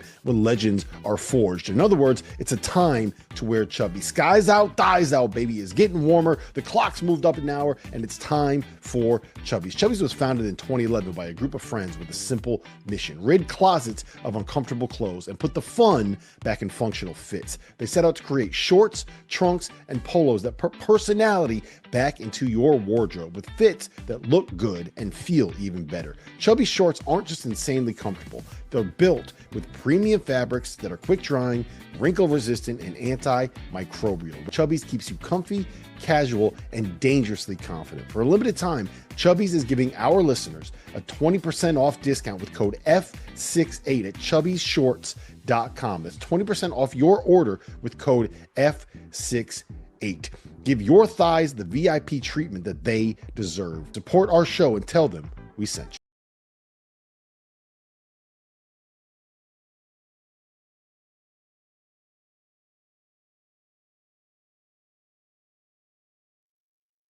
Tom's Watch Bar, Field 68 Live. We have a very special guest here with us. It's the first time in about 2 years that you're allowed to speak with the people at the Field of 68. So, you got the okay. I got the okay. Is this because we're friends again, or is this because Dan? Have you introduced her? It's Andrea Hurley, the wife of UConn head coach Dan Hurley. Is it because we're friends again, or is it because he realized he hasn't lost a game in the tournament when he's been friends with the UConn coach? I think it's both. Last year, the media, all media was dead to me. I was like, I hate everybody. I don't even know what anybody was saying. Like, I hated them all. Like, what the hell was that? But then he's like, oh no, I'm good with this one. And I'm like, oh, I guess I am too. So Yeah, we whatever he says, I do. Right? Yeah, we made up. Halftime? I mean, I never had, no. I didn't see you much because No, but he's you guys weren't that good last year. Yes, we were. We almost beat Florida. What the fuck I'm kidding. You can let it fly. You're fine. Andrea does let it fly. You can let it fly. We know I'm that. so sorry. How is it? Classy girl. All right. How is it the week of a Final Four having to be in a hotel room with Dan Hurley every day, a lot of the day? What's it like? I only see him at night to sleep. He doesn't. You don't see him all day? No. It was a very short time yesterday, but that's it. Only to sleep. And then I went to Lee Miller's party last night, so I got in later, and he was huffing and puffing. I'm like, come on. He was upset? Yeah. You woke him up? Yeah, Or no, he was up. No, and I forgot my key to the room, and he's just like, get in here. I'm like, he's like, I have a big game. I'm like, you don't have a game tomorrow. But and that was at 10:30, so. 10:30, he was ready to go to bed? He was in bed, yeah. Wow. How is the whole clothing thing going and washing everything and making sure it's okay for him for Final Four? Yeah. And does he really make his own decisions on the attire, or is it all you? Oh, no. What do you mean? What he wears? Yeah, everything. everything. I don't. Okay, I do my house is run like a fine oiled machine. Everything he needs is ready to go, but I will not pick out clothes. I can't do that. So he picks them out, but it's been really great because whatever he wears, I just dump out in the suitcase. I wash his separately, and then it goes right back in the suitcase. So it's been easy these past few runs, but and the underwear, the suit, look at that suit. That suit owes him nothing. It's it is crying. He can't, it's 17-1 in the tournament. Right. He's got to wear it. It's ripping up the back. The insides are, oh my God, those shoes, he calls the shoes. Are they bad? Oh, they're bad? They're so the shoes are bad right now? They need, and I'm not allowed to polish them. So that is, no. Tyler's looking at it right now Tyler had his quirks. Trust me, you had your quirks when you were playing. Yeah. Nothing compared to Dan Hurley. No, that's extreme. I mean, I wore the same suit my freshman year through my senior year, but I didn't have the NIL money. I was wearing the Magic Johnson from K&G fashion. My question is, do you have any game day superstitions? I have stupid ones. I make his breakfast every morning, and on game day I put 7 raspberries. Is that weird? Other days he'll get 10, but game day he'll get 7. I don't know. Is that dumb? No. I started it. Why what else do I do? Why is it 7? I always have Mary on me. I always have. She's always with me somewhere. And what else? I most of the time I don't have it now, but holy water. I'm like sister Andrea. I do. I'm Yeah. We need everything. You were telling us before we came on air that a lot of people were thinking that you were trying to keep them from getting a technical. That wasn't the story. Whenever you were trying to get the guys to get off the chairs, there's a video going around where she's trying to get everybody to get off the chairs. You told us the story. You need to tell Jeff and Rob the story. No, I mean, I'm getting a lot of credit for it, so I don't want to even tell anybody, but people are like, she's full of shit, she knows the game. I know the game, I'm not a moron. I mean, I don't know that, I would not know that was a technical. I was just telling them that 2 weeks ago, I went to go change a light bulb, and I used a Final Four chair that we had, and I stood on it, and I went to go change a light bulb, and the back, it folds in. Yeah. So I fell through the chair, and I thought I passed away. I laid there, it's so heavy, and I was like, Oh, and so when I saw Taras jump up, I was like, oh, like I didn't know he was going to fall. So that's what I was doing because I had PTSD from 2 weeks earlier. So no, but yes, I didn't want them to get a technical. Then you couldn't lose Taras. What? Absolutely. I couldn't lose. Him. We can't lose Taras. Absolutely not. Get off the chair. I like how in the Hurley household, you just casually go and change a light bulb and stand on a Final Four. That's what they do in the Hurley house. Isn't that? That makes sense. That sounds crappy. No, that chair I use for everything. In fact, I had like a gala meeting with the girls, and like I brought those 2 chairs out there, and nobody sat in them. I'm like, no, you can sit, and we use them. Like Thanksgiving, sit in the Final Four chair. Hey, we haven't talked about the Lakers thing, me and you. Where were you on that? Where were you on Dan to the Lakers, to LA, coaching LeBron? And how do you feel about it now, a couple years later? I mean, listen, when you get approached to do that, it's bigger than anything you could even wrap your head around. So, of course, like, we were freaking out. Like, and of course, you automatically, absolutely, we want to go. Like, that, this is insane. Like, that's a whole other life that we didn't even know exists that we could be a part of. And then when things settle down, like, that's not what it's all about. Like, he's, first for me, it was like my family. And I can't be away from I just can't. It's the way I am. And then, my mom, my kid, my son's in Jersey. And then when that happened, it was like, we flew out there and we loved it. And I said, I will do whatever he wants to do. Like, I will be okay with it. And we went back and forth so many times. It was a hard one. It was hard. You happy he stayed, though? I am. Like, I try not to think about it, but I think so. Yeah. The shopping, though, in L.A., I know. It's a little better than It's a little better than stores. I think I heard, yeah. I heard that. They We're talked about, I watched the Hurley documentary last night, and they were talking about, well, you guys sent each other a text message. Both of you said stay. They never answered. They never answered it in the documentary, but both of you guys texted stay. That's what it was. And then we did it again in the morning. He's built for college. You guys are built for college, growing people. In the NBA, it's a completely different thing. Tyler can attest, and I've worked in the NBA for the last 3 years. Completely different ballgame.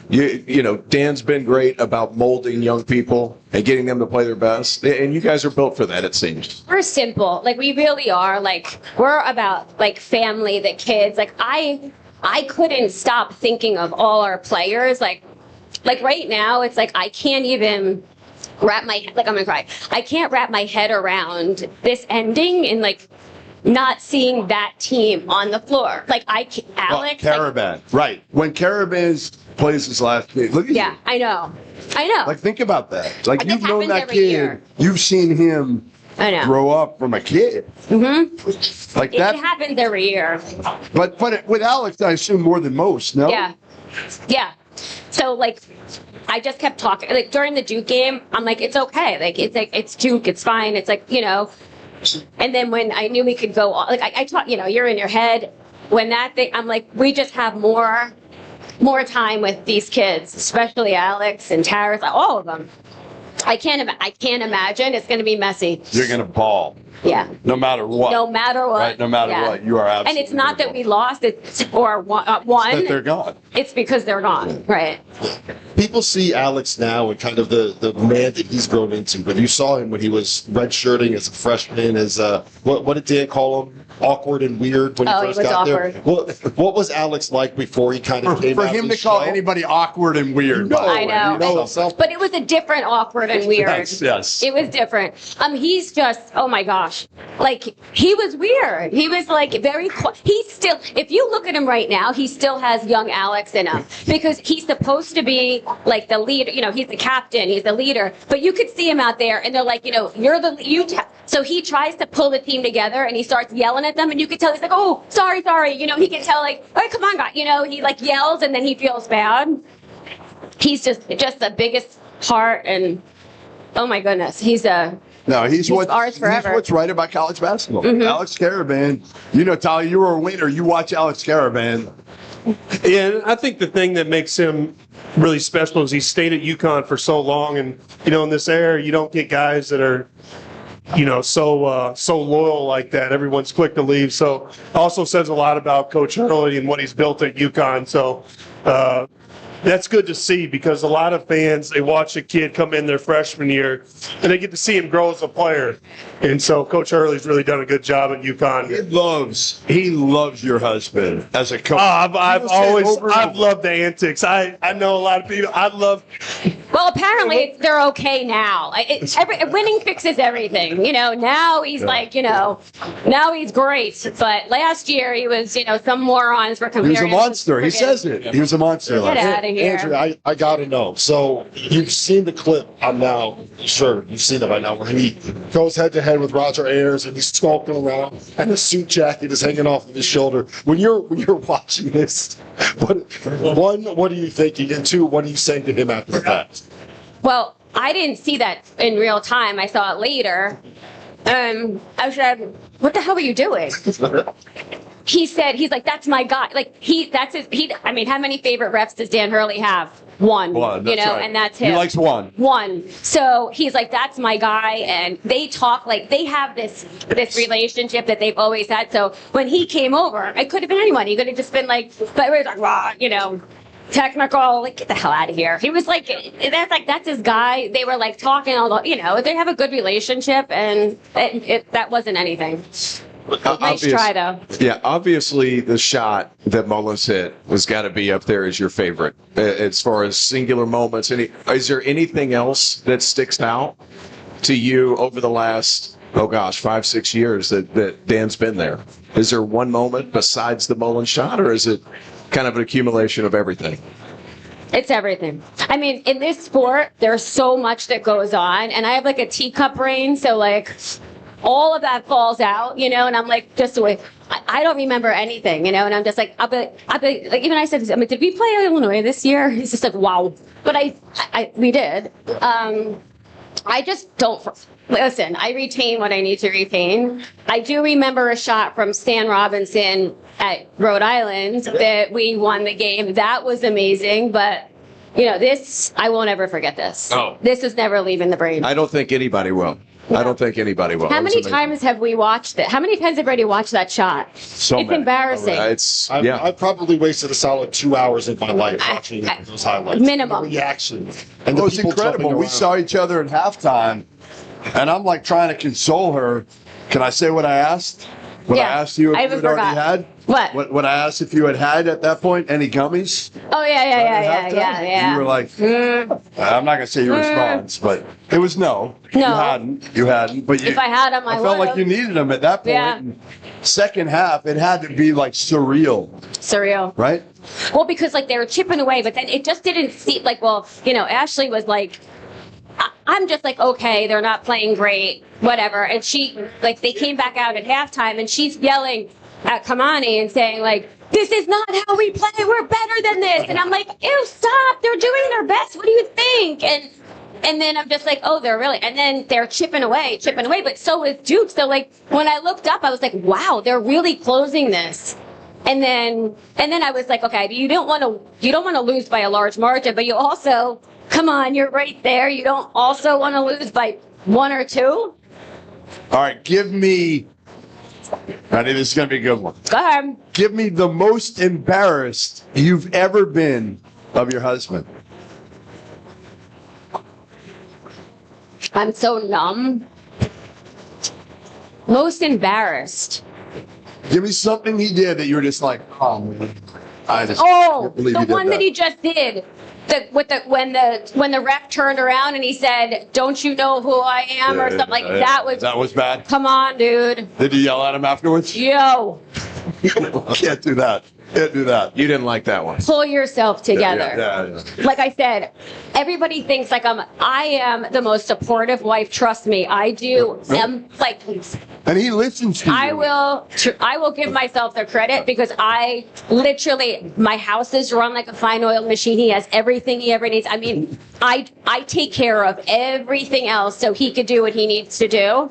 But I also need to humble him. Like, he's like the Macy's Thanksgiving Day parade float. And I have to be like, yo, get back down. And you have to, because like he'll go off, you know? And I'm like, no. So he got in trouble for that. That was bad. Good. Wow. That was a lot. That was a lot. Don't do that. He's going to get in trouble now, again, because he just brought it up and reminded her. No, I actually, I'll give him credit. I've said this to him this year multiple times. Like, I think he's been much better with the referees. He has. Right? Yeah, I think so. I mean, after last year with the media, like what they did and who they were comparing. Are you looking at me? No, not you. I promise you, not you. It was like some nobody reporter. Oh, yeah, I know who you're talking about. Yeah, some jerk.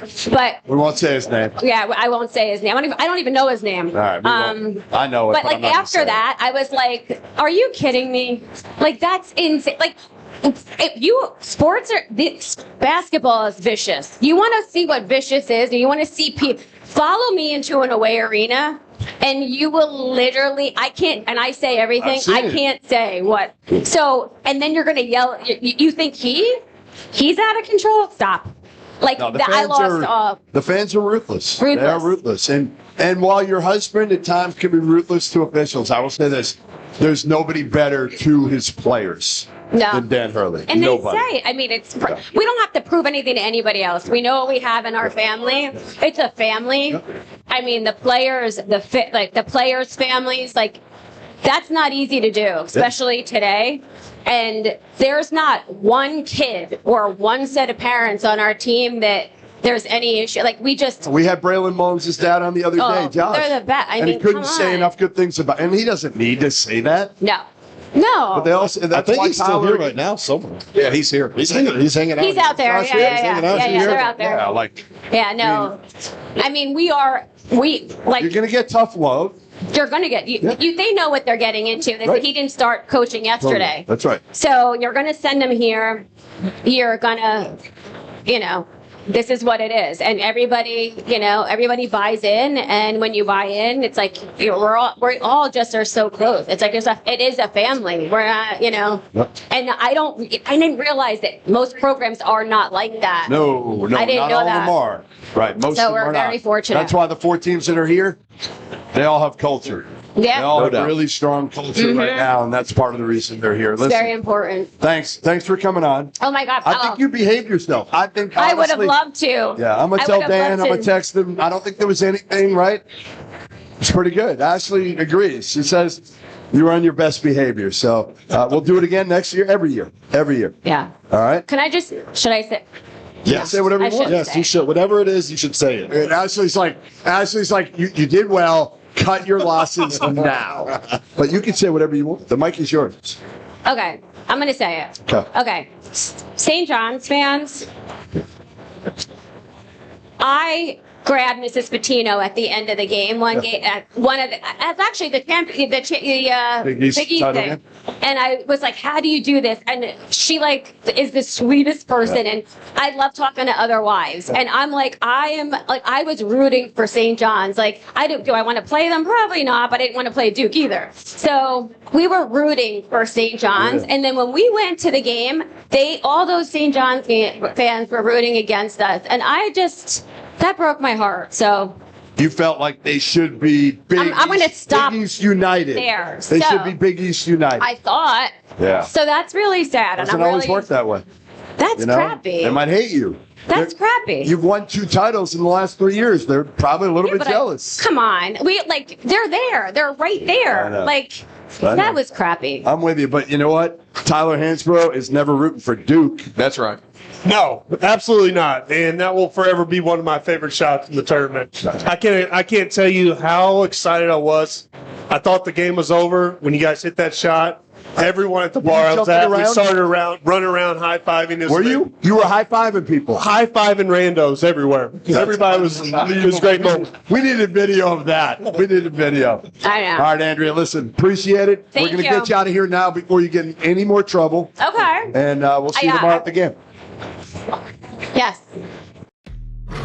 As you know by now, we have teamed up with BetMGM again this season. We'll be using BetMGM lines to make all of our picks, and we will have special offers for Field of 68 fans, including same-game parlays, best-in-class live betting, and daily odds boost. If you haven't signed up for BetMGM yet, use bonus code FIELD to get up to a $1,500 first bet offer on your first wager with BetMGM. Here's how it works. You download the BetMGM app, you sign up using bonus code FIELD, you deposit at least $10 and place your first wager on any game, and you receive up to $1,500 in bonus bets if your bet loses. Just make sure you use that bonus code FIELD when you sign up. Make this college basketball season one for the history books. Make it legendary. And don't forget, if you haven't signed up for BetMGM yet, use bonus code FIELD and get your $1,500 first bet offer today.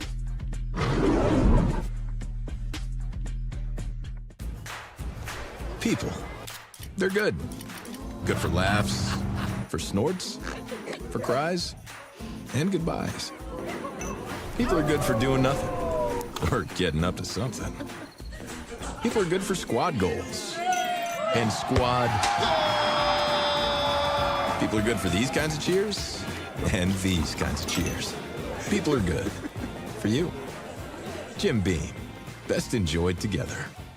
Taking care of your mental health shouldn't be harder than taking care of your physical health. If you pull a muscle, you go see a doctor. But when it comes to finding the right therapist, suddenly it's frustrating. You've got long wait lists or you're staring down huge out-of-pocket costs. That's where Rula comes in. Rula makes therapy simple, affordable, and fast. They work with most major insurance providers, and the average session copay is just $15. And with Rula, you're not matched and left to figure it out. They check in and they make sure that you're actually making progress. Every therapist on the platform is licensed, vetted, and picked for their expertise. So you know you're talking to someone legit, not whoever happens to be available.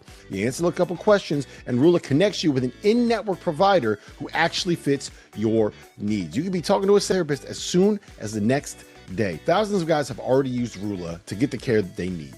Don't keep putting it off. Go to Rula.com/F68 and get started today. That's RULA.com/F68. Take the first step, get connected, and take control of your mental health.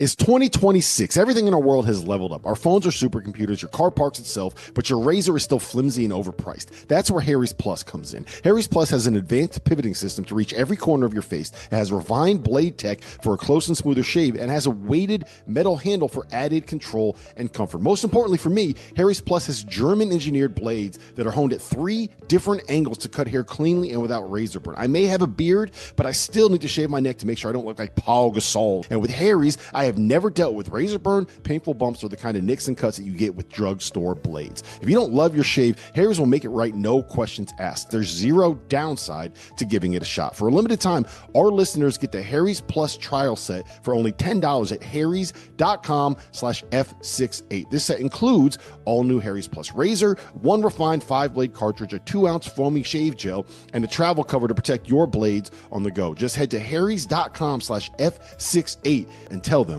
we sent you. This week, grab March by the claw at your favorite bar. White Claw, the official seltzer of the Field of 68 After Dark, is opening a $1 million bar tab for bracket season. Rally your crew, call for a couple of claws, and go to whiteclaw.com/couple of claws to score rebates or a chance at a gift card depending on your state. You must be 21. Rules and restrictions apply. Ends April 6, 2026. Drink responsibly. whiteclaw.com/couple of claws. White Claw Seltzer Works, Chicago, Illinois.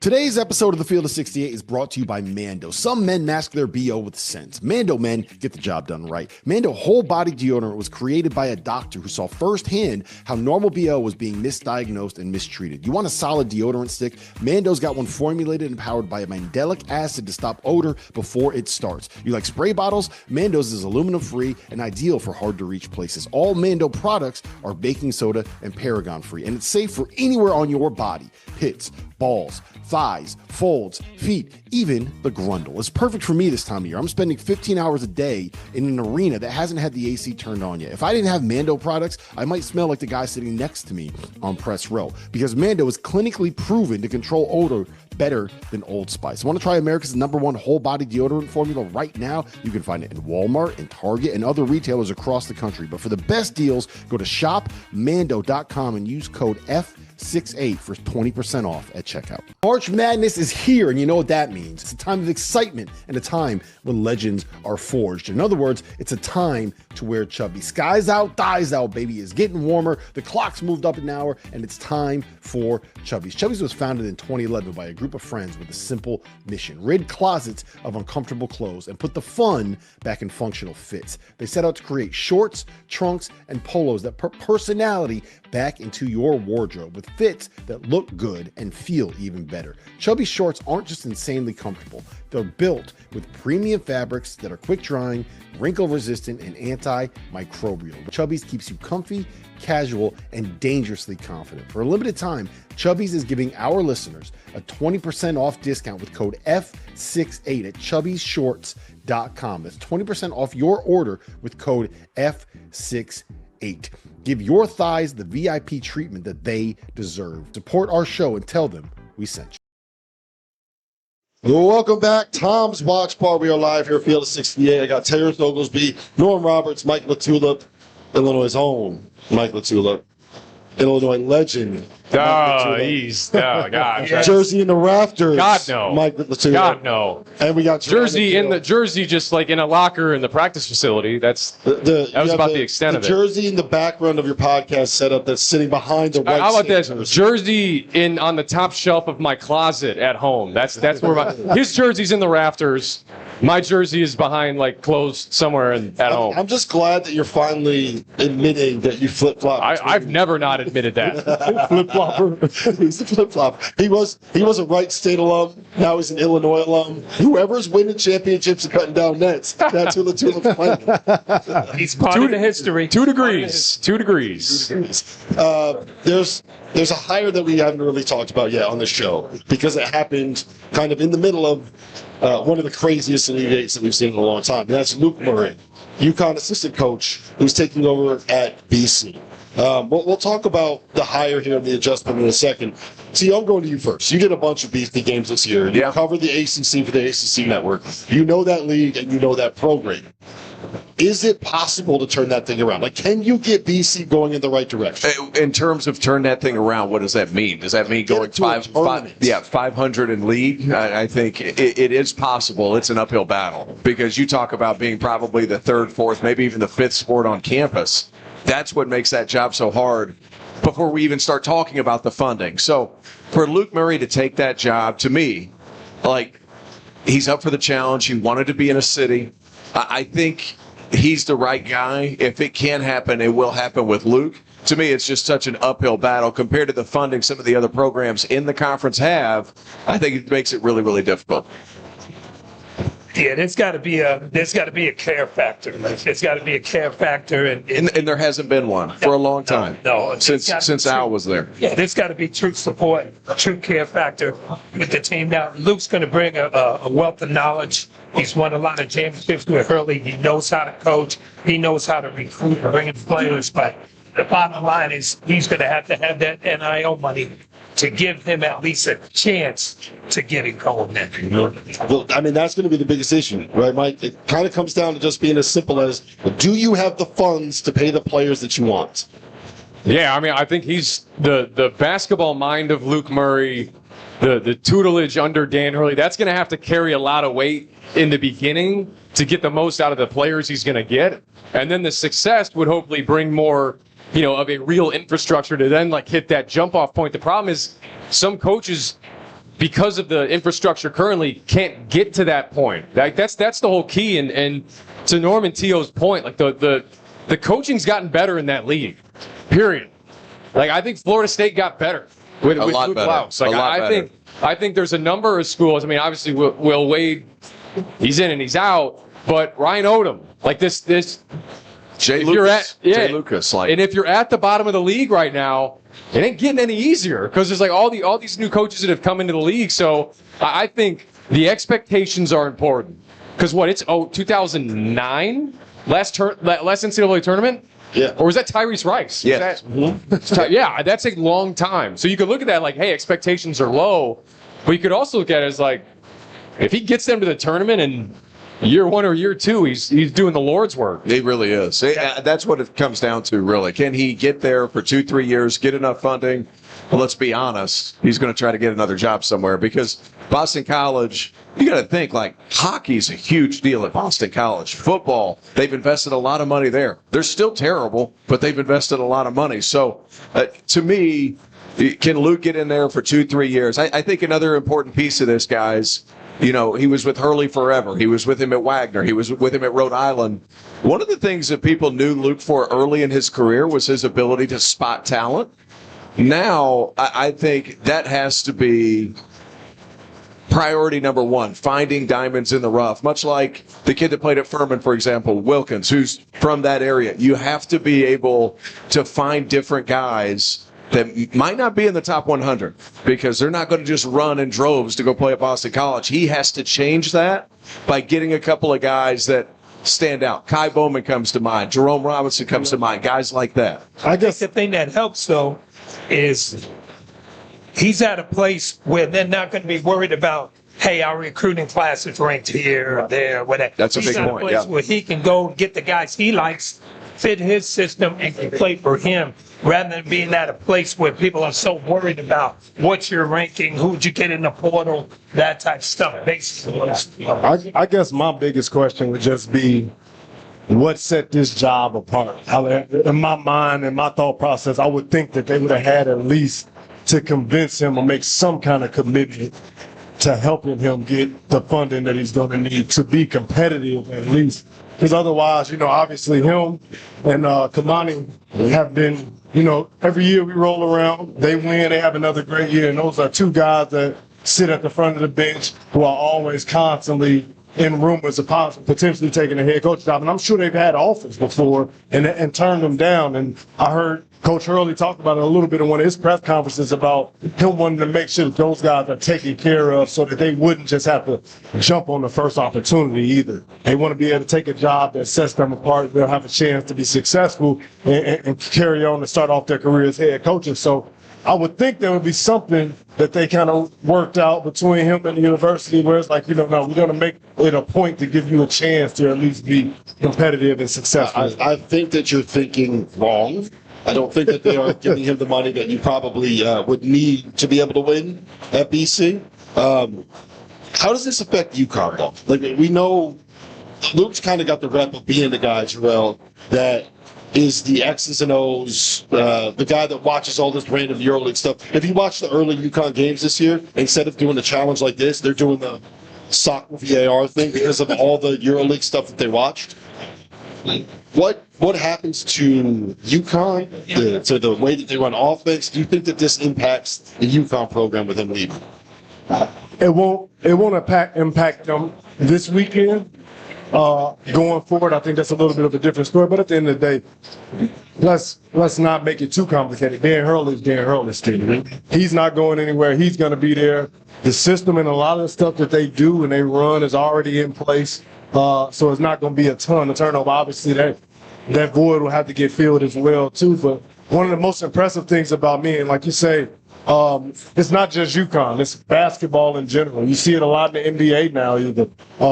They're going to a lot more European-based offense styles, and that's primarily predicated on ball movement and player movement. And it's not, you know, obviously the double-edged sword of that is the other end is you still got the Luka Doncic and James Hardens of the world, where it's just a heavy usage and pick and roll, putting the ball in our best player's hands and letting him be essentially the decision maker and picking up a team apart. So I don't think that's going anywhere. But one of the most impressive things too has been they've been able to change that. I haven't seen them go inside like this year. They specifically went inside more with Terrence Reed than I've seen in the last 4 to 5 years, and that's been impressive to watch. It almost looks a little bit like Kansas and like some of the Bill Self stuff because he's always been great at finding big guys and being able to find different ways of giving them clear outs and things to get them deep seals in the post too. Hey, Kamani, you brought up Kamani. Kamani's a stud too. Yeah, he's absolutely. A stud too. And you know, Kamani worked for me many years ago. He's a stud. He's good. And Nardi, who they brought over, he's going to have good guys with him. They'll miss Luke. but he's going to have good guys. And no matter who it is, they're going to be able to hire. It's UConn, and you see that staff. They're going to be, whoever he wants, he's probably going to be able to hire. I was going to say I'll ask Norm this, because how do you compartmentalize this down here at the Final Four? Like, he's down here, right? Yeah. So you did the introductory press conference. You got a Final Four game against Illinois. You're hoping to play on Monday. Like, how are you, with your first head coaching job, how are you not like, I want to be looking into the portal for BC?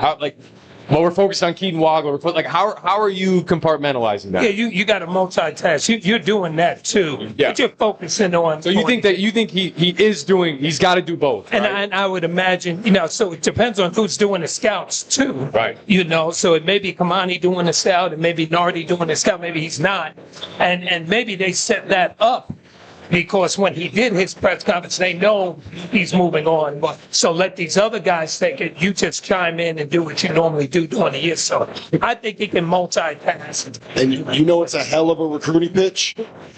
Get your staff, have them be in the portal.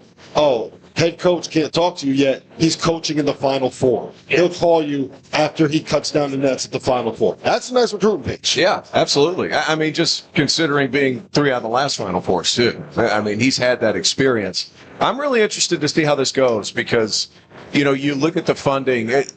The ACC is not like the SEC in terms of everybody kind of has a baseline amount of money. There's a lot of parity in the investment, depending on the school. And Boston College, if you're able to get around that 5-6 mark, you can compete in the league because I think you can compared to what some of the, according to last year. I don't think they can get there. You don't think they can get there? You never know. But if you can get there, you can compete. You can be in the middle of the league. I think that's where the big thing is. I bet they could get there because this is what happens. Whenever there's a new hire, miraculously, they find money. Money that wasn't there before, all of a sudden, money appears. So I would imagine they're going to up it and try at least to get there. I don't want to look too far into the future, but T.O. made a good point. Like, if he has success, like tangible success in the first 2 to 3 seasons at Boston College, I compare it, and it's not apples to apples, but Chris Holtmann goes to DePaul and gets like 6th this year in the Big East, and it's like Butler might be talking to him. Like he may leave DePaul to go back to Butler. The DePaul fans are begging him to stay. It's just, you have success at a program like that. Now you look like you're a miracle worker. It goes back to the initial point though, and that's what the bar for success is. What is your bar for success? And to me, if you're 500 in league, you squeak into the tournament, like you're doing something. You said the Lord's work. You're doing something at Boston College. Yep. And Chris Holtmann at DePaul, same kind of a thing there. Listen, we're going to head to a quick break. On the other side, we're going to be joined by have Mike LaTulip and another Illinois legend on the show with us.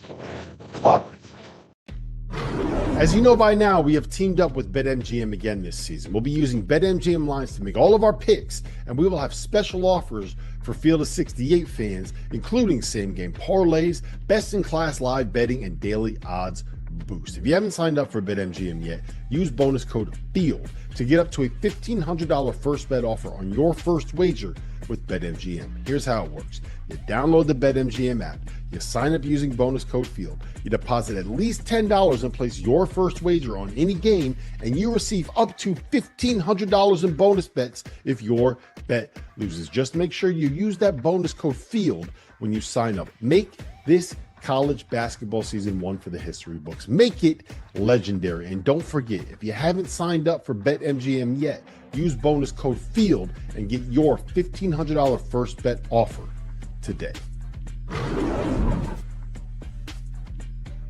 It's 2026. Everything in our world has leveled up. Our phones are supercomputers, your car parks itself, but your razor is still flimsy and overpriced. That's where Harry's Plus comes in. Harry's Plus has an advanced pivoting system to reach every corner of your face. It has refined blade tech for a close and smoother shave, and has a weighted metal handle for added control and comfort. Most importantly for me, Harry's Plus has German-engineered blades that are honed at 3 different angles to cut hair cleanly and without razor burn. I may have a beard, but I still need to shave my neck to make sure I don't look like Paul Gasol. And with Harry's, I have never dealt with razor burn, painful bumps, or the kind of nicks and cuts that you get with drugstore blades. If you don't love your shave, Harry's will make it right, no questions asked. There's zero downside to giving it a shot. For a limited time, our listeners get the Harry's Plus trial set for only $10 at harrys.com/F68. This set includes all new Harry's Plus razor, one refined 5-blade cartridge, a 2-ounce foamy shave gel, and a travel cover to protect your blades on the go. Just head to harrys.com/F68 and tell them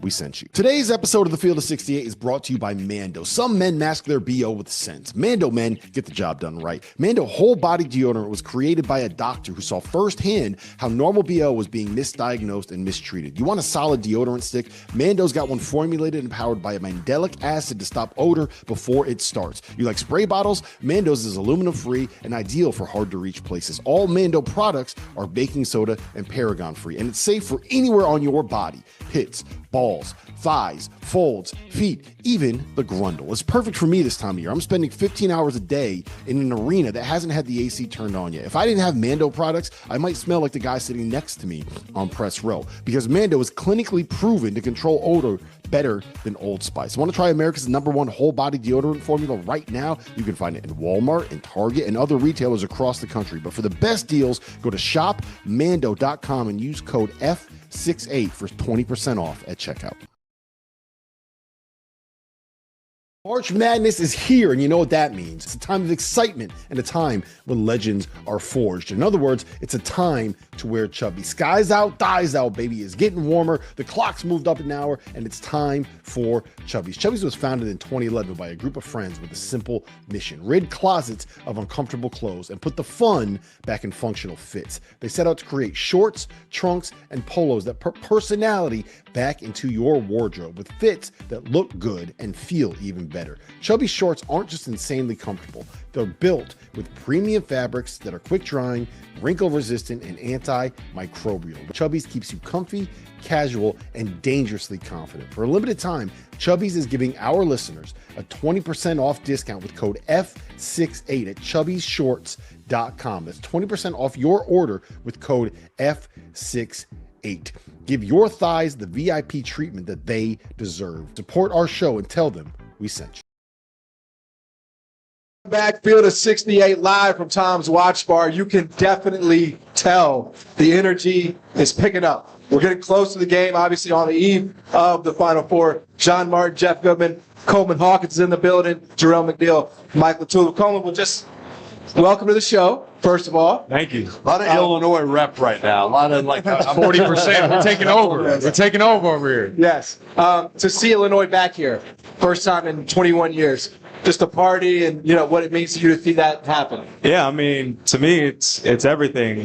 Just being able to sit from the back seat and see from a fan's perspective what it's like. It's very special, and no part of me is like, oh, that should have been me, that should have been me. It's like all support for these guys, and it's super special, and I know the opportunity is super special for them. So I'm cherishing this moment to, like I said, just see it as a fan and see it from an outside perspective. It's been great. So yeah. I said this to Brad Underwood yesterday. At his age, the way he's been able to adapt has surprised me. Has it surprised you at all? Yeah, he's gotten a little soft on the guys, honestly. My first 2 years, I was like, I don't know if college basketball is for me. But no, coach has definitely chilled out, but I think that has come with just feeling comfortable with winning a little bit. His first couple years, he really had to be like that to just establish a culture.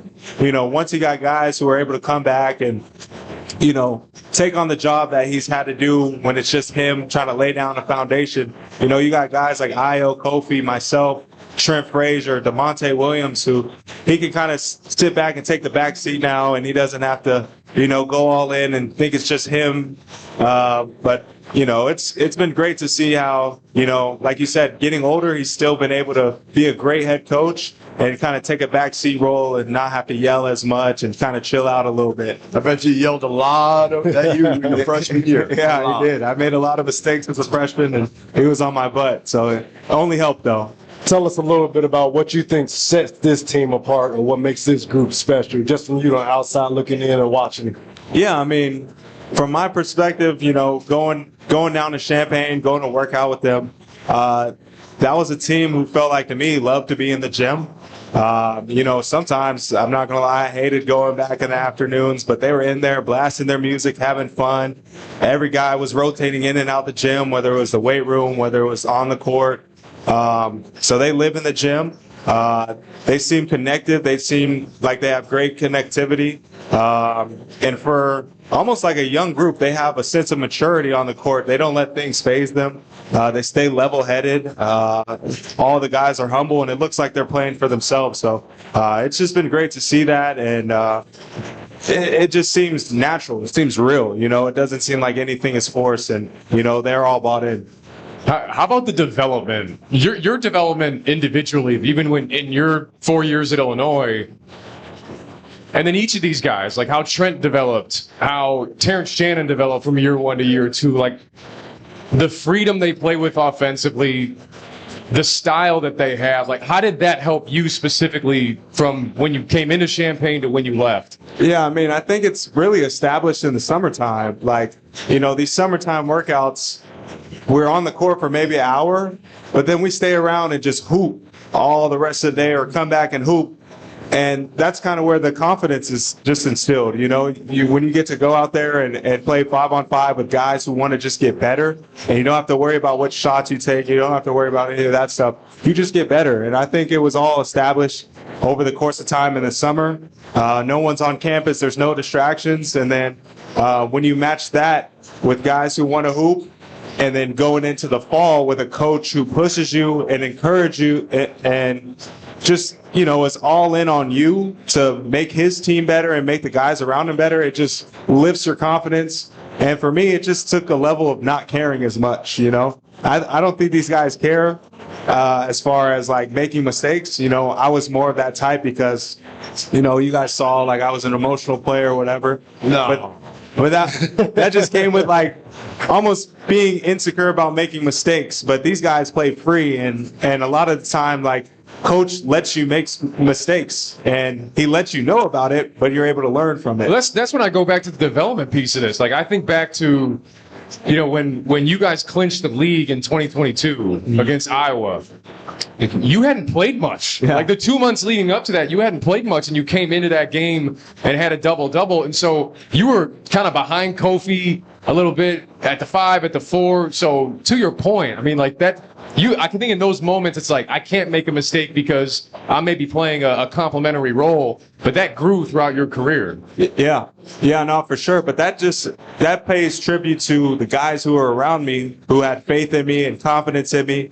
Tyler Underwood, the assistant coaches who instilled that confidence in me. When we did play that Iowa game, I didn't fear anything. I went out there and I knew I was starting. I knew Jake was hurt, and I knew I had to step up. And I played a big part. And even some of the games that sophomore year, I started off some games starting, limited minutes some games, but just having like the coaching staff in your ear, your teammates in your ear, letting you know how good of a player you are. It just pays tribute to the character guys that Coach Underwood recruits as well.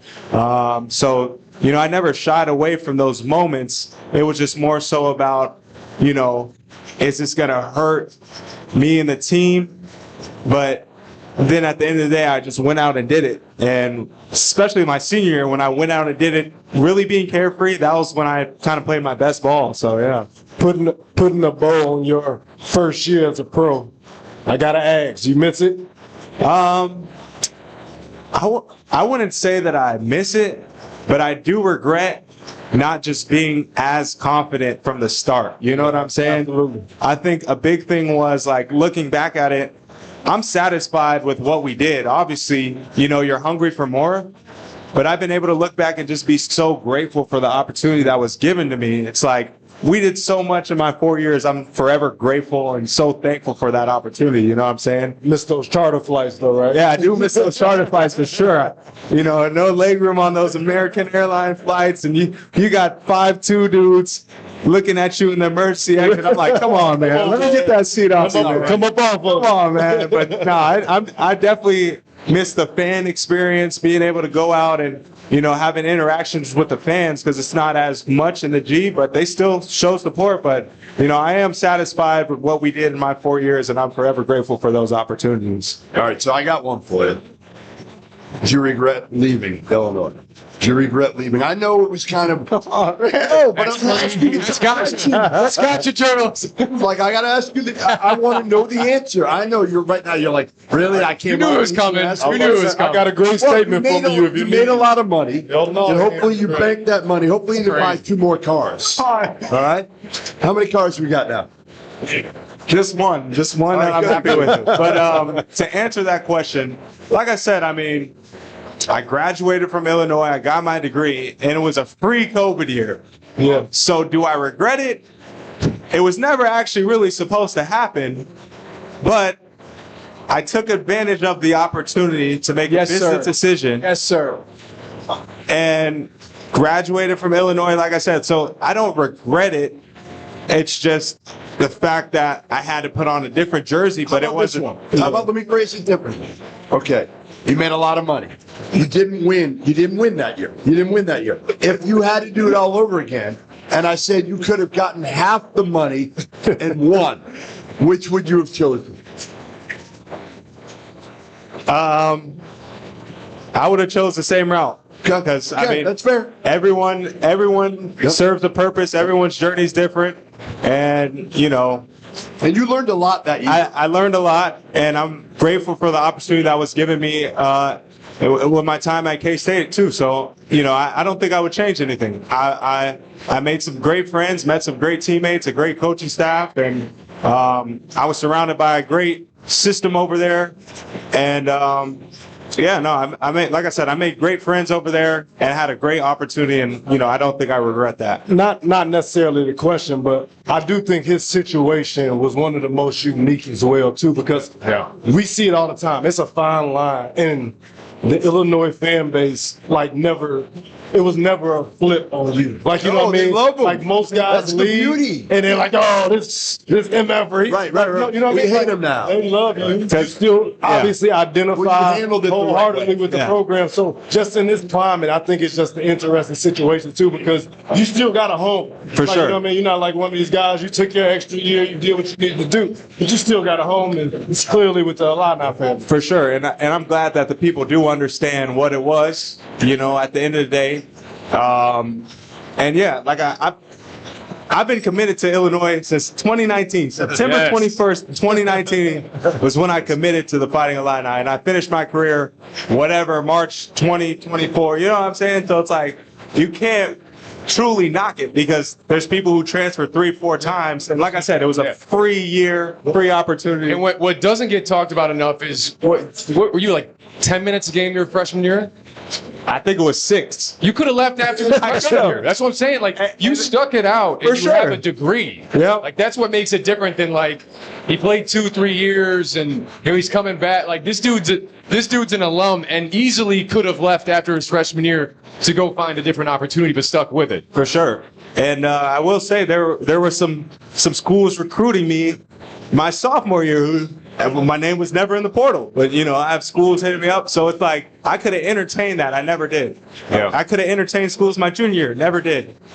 Didn't entertain anyone till after the combine of my senior year, because also people don't realize I was playing on one leg my senior year. I was injured, with the possibility of going into a draft where you want to hear your name called at the next level with dealing with an injury. It's scary. So, it was a safety net. It was a business decision. But like you said, I got my degree from Illinois, so that's something no one can ever take away from me. So, So Coleman, I don't want to get in your pockets like Goodman, but once upon a time, you set the market, right? Like when you took that deal from Kansas State, you set the market. And now the market has doubled basically since then. So I'm just wondering, like, as a player, is it like, how do you view that? It's like, man, that's crazy. These guys deserve it. How do you view the fact that the money just keeps going up, up, up? So I'll say this. I saw a tweet saying that most rosters next year are going to be about 12 million. And if you don't have that, you're in trouble. But there can only be one national champion. So So you tell me one team is going to be 12 million and every single, so it's not like you have to pay these people to have an elite roster. You don't have to do that. We've seen people get paid and have the rosters, whatever, and it doesn't work. So I'm definitely happy that these athletes are getting paid 100%, but we're sitting around acting as if you have to have an elite roster. You know, we just saw Iowa make it to the Elite Eight.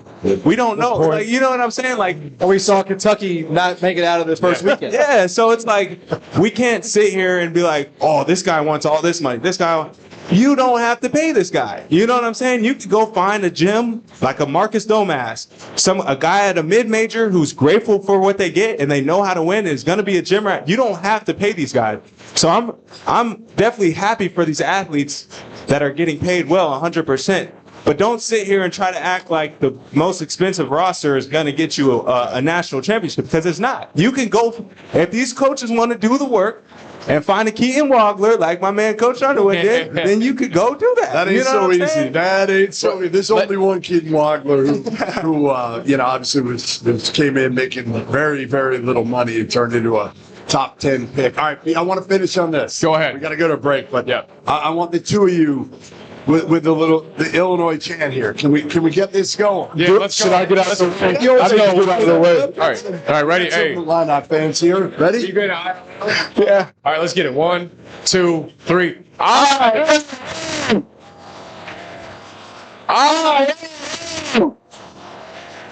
Come on now. Coleman Hawkins, man. Great to see you, man. You're doing well. Thank you. Hey, We'll be back after the break. Wait. Yeah. Tell them who you got. We'll be back. Who is it? Fred Hoiberg. Fred Hoiberg is coming up on the show. Field of 68. Stick around.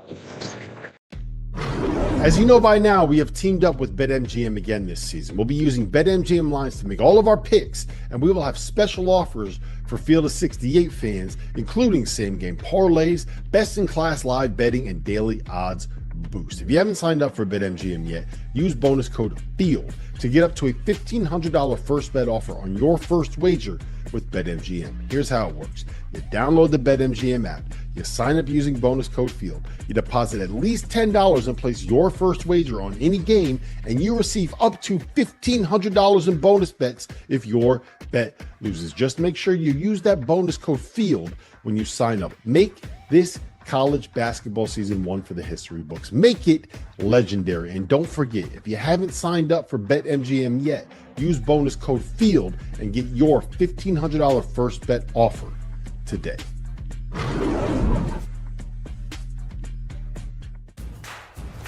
People, they're good.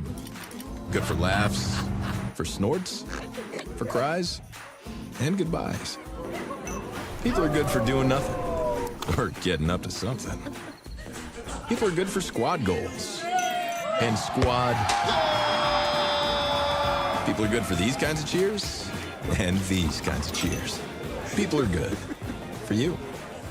Jim Beam. Best enjoyed together. Taking care of your mental health shouldn't be harder than taking care of your physical health. If you pull a muscle, you go see a doctor. But when it comes to finding the right therapist, suddenly it's frustrating. You've got long wait lists or you're staring down huge out-of-pocket costs. That's where Rula comes in. Rula makes therapy simple, affordable, and fast. They work with most major insurance providers, and the average session copay is just $15. And with Rula, you're not matched and left to figure it out. They check in and they make sure that you're actually making progress. Every therapist on the platform is licensed, vetted, and picked for their expertise. So you know you're talking to someone legit, not whoever happens to be available. You answer a couple questions and Rula connects you with an in-network provider who actually fits your needs. You can be talking to a therapist as soon as the next day. Thousands of guys have already used Rula to get the care that they need. Don't keep putting it off. Go to rula.com/F68 and get started today. That's RULA.com/F68. Take the first step, get connected, and take control of your mental health.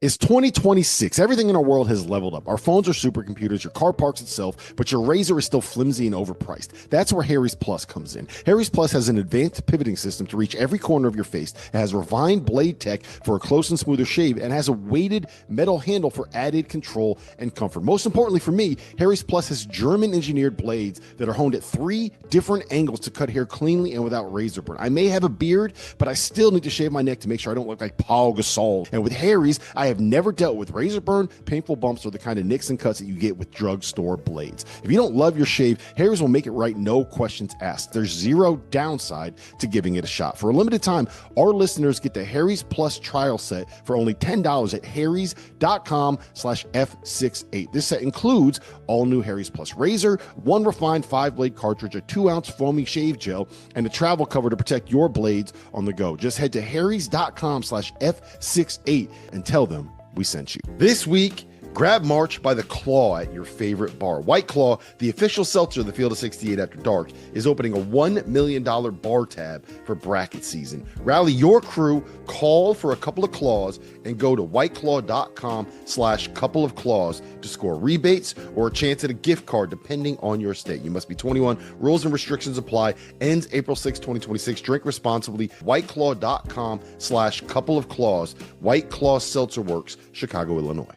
Today's episode of the Field of 68 is brought to you by Mando. Some men mask their BO with scent. Mando men get the job done right. Mando whole body deodorant was created by a doctor who saw firsthand how normal BO was being misdiagnosed and mistreated. You want a solid deodorant stick? Mando's got one formulated and powered by a mandelic acid to stop odor before it starts. You like spray bottles? Mando's is aluminum free and ideal for hard to reach places. All Mando products are baking soda and paragon free, and it's safe for anywhere on your body. Pits, balls, thighs, folds, feet, even the grundle. It's perfect for me this time of year. I'm spending 15 hours a day in an arena that hasn't had the AC turned on yet. If I didn't have Mando products, I might smell like the guy sitting next to me on press row, because Mando is clinically proven to control odor better than Old Spice. Want to try America's #1 whole body deodorant formula right now? You can find it in Walmart and Target and other retailers across the country. But for the best deals, go to shopmando.com and use code F68 for 20% off at checkout. March Madness is here, and you know what that means. It's a time of excitement and a time when legends are forged. In other words, it's a time to wear chubby. Skies out, thighs out, baby. It's getting warmer. The clock's moved up an hour, and it's time for Chubbies. Chubbies was founded in 2011 by a group of friends with a simple mission: rid closets of uncomfortable clothes and put the fun back in functional fits. They set out to create shorts, trunks, and polos that put personality back into your wardrobe with fits that look good and feel even better. Chubby shorts aren't just insanely comfortable. They're built with premium fabrics that are quick drying, wrinkle resistant, and antimicrobial. Chubbies keeps you comfy, casual, and dangerously confident. For a limited time, Chubbies is giving our listeners a 20% off discount with code F68 at chubbiesshorts.com. That's 20% off your order with code F68. Give your thighs the VIP treatment that they deserve. Support our show and tell them we sent you. What's up? Welcome back into Tom's Watch Bar, Field of 68. New crew in here: Matt McCall, Randolph Childress, Jeff Goodman. I'm Dallin Cuff. Special guest joining us, Nebraska head coach Fred Hoiberg. Coach, thanks for taking your time. Congrats on a great year. First ever tournament win for Nebraska. Will you have a chance to kind of reflect and process what your season meant to so many Cornhuskers fans? Yeah, it really was a special season, and it was one of the most enjoyable I've ever had in coaching, just because of the makeup of our players. We had a group of guys. There was no distractions with them. Everybody came in. There was no agendas, which is pretty rare in today's game. And they played hard. We weren't the most talented group, but I thought we were as connected as anybody in the country. You know, you look what we did on the defensive end. We were 7th in the country in defensive efficiency. Had some really good pieces that fit our system on the offensive end. Getting Rink Mast back, obviously, was a huge part of that. Jamarcus Lawrence, who left us for a year, getting him back on board. He knows the culture. He knows the standard that we try to live up to. Sam, in his 5th year, just had a phenomenal season. And, you know, now it's all about trying to get the key guys back. And, you know, retention is such a big part of this.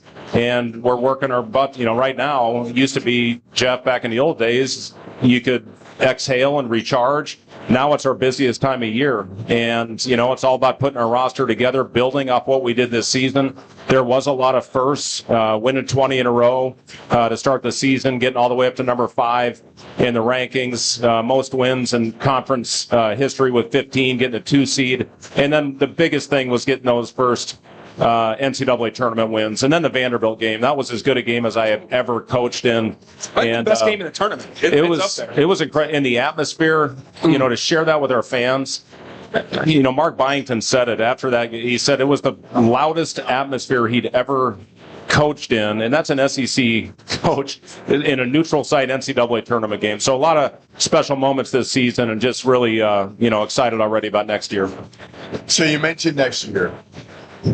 How do you do this now in this day and age? I've said I think everybody needs some sort of like GM-ish type position. You were in the NBA, so I think you've got an advantage. You were in the front office in the NBA as well as a coach.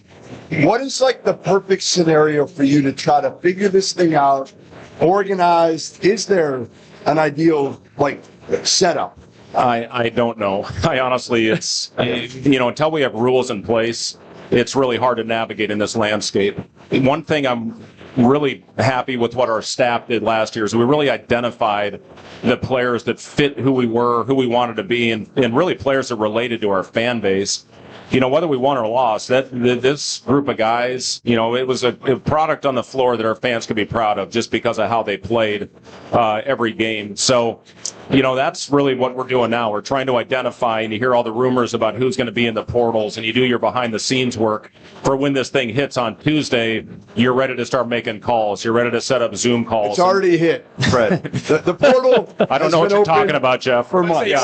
What are you trying to get him in trouble? He doesn't know. He has no clue what you're referring to. It hasn't. It has not for us, Jeff. Officially, it's not open, but we all know. Yeah, but then now you're working on setting up the calls, the Zooms, the visits, and then you just do everything you can to sell your program and everything you have to offer, and then just kind of take it from there. Do you have a GM, or is it a group effort? I do have a GM. He's actually, Luca Virgilio is his name. He does a great job. He was our director of operations. He's doing a dual role right now. But, obviously because of my history, my experience as a GM in the NBA, I try to help out as much as possible. I don't know I don't know if it helps, but, again, we're just taking this thing day by day. Coach, in situations where coaches have coached their sons, at times it can be a challenge just in terms of culturally within your locker room, but your son was the hardest playing guy. He made the right play every single time, coming up, diving on the floor for loose balls. How special has this been for you and your family to be able to have this experience? The first thing, I can't believe how fast it went. These 5 years just flew by. Some of these years in this business, that's dog years. It just, it ages you. But Sam came on board when this thing was at a pretty low point. And he's really as responsible as anybody to get it flipped and helping us get our program where it is right now, just because of what you said, how hard he plays, the chemistry that he developed with his team. He was responsible for getting the guys together off the court, and I think that matters. I mean, Randolph, you've been in a locker room. If you have a genuine care factor for the guys sitting next to you, you're going to play for them. And I think this group was very connected in that regard, and a lot of it had to do with Sam. I don't know if he ever would have got a chance. We had 2 good season-ending injuries a couple years ago, and that's what got him his opportunity, and he took full advantage of it. So I'm really proud of him. I'm happy for him, and, he's got a bright future ahead. You were my vote as National Coach of the Year. I think expectations, I said that, I've been on record for you guys, where you guys were picked, where you finished up. We know it was a great run. My question to you is, have you had time really to soak in everything that's happened from coaching your son, now he's moving on, the success tournament? There was a lot to celebrate. And I saw you after the win, you were like trying to keep everybody focused. Like, the season isn't over, we got more basketball to play. Yeah, I think unfortunately, when you're in this position, you remember the tough times a lot more than you remember the good ones. And, like I said, that Vanderbilt game was as good a game as I've ever been involved with. I hadn't even hardly thought of that. I thought more of the Iowa game when that thing was over and what could have been. We had to lead for 38 minutes in that game, to have a chance to compete to go to the Final Four. But when I look back at it, yes, and to be able to celebrate this with a special group of guys, with an unbelievable fan base, all the firsts that we helped create for this program. So those are the things, yes, I'm really proud of what we accomplished and a lot to build on for next year. Now, you mentioned the atmosphere before in the Vanderbilt game. I was surprised by that. I mean, I had to look it up on air. 6.5-hour drive. I was like, what the hell? I didn't know this was going to happen. Did you expect that? I mean, you have a great fan base. And even when you guys were struggling, Pinnacle Bank was still a tough place to win. Did you have a sense of that support was going to be following you and helping you guys in that moment? I knew we would have a really good following and a good portion of the fans. I had no idea that we'd have 95% of the fans in that game, because I saw it in Memphis a couple years ago when we made the tournament. And, unfortunately, we just got a really bad draw on a very hot A&M team at that time. So, yes, I knew we'd have it, but not near the extent. We went out for the anthem. The anthem was at 12 minutes before tip-off, and I hadn't been out there yet. And I got emotional when I walked out, just seeing all the red in the building. And, they absolutely erupted when the team came out on the floor. And they had a huge part in both of those wins. Is it easier for you now to coach guys who are getting paid because you were in the NBA?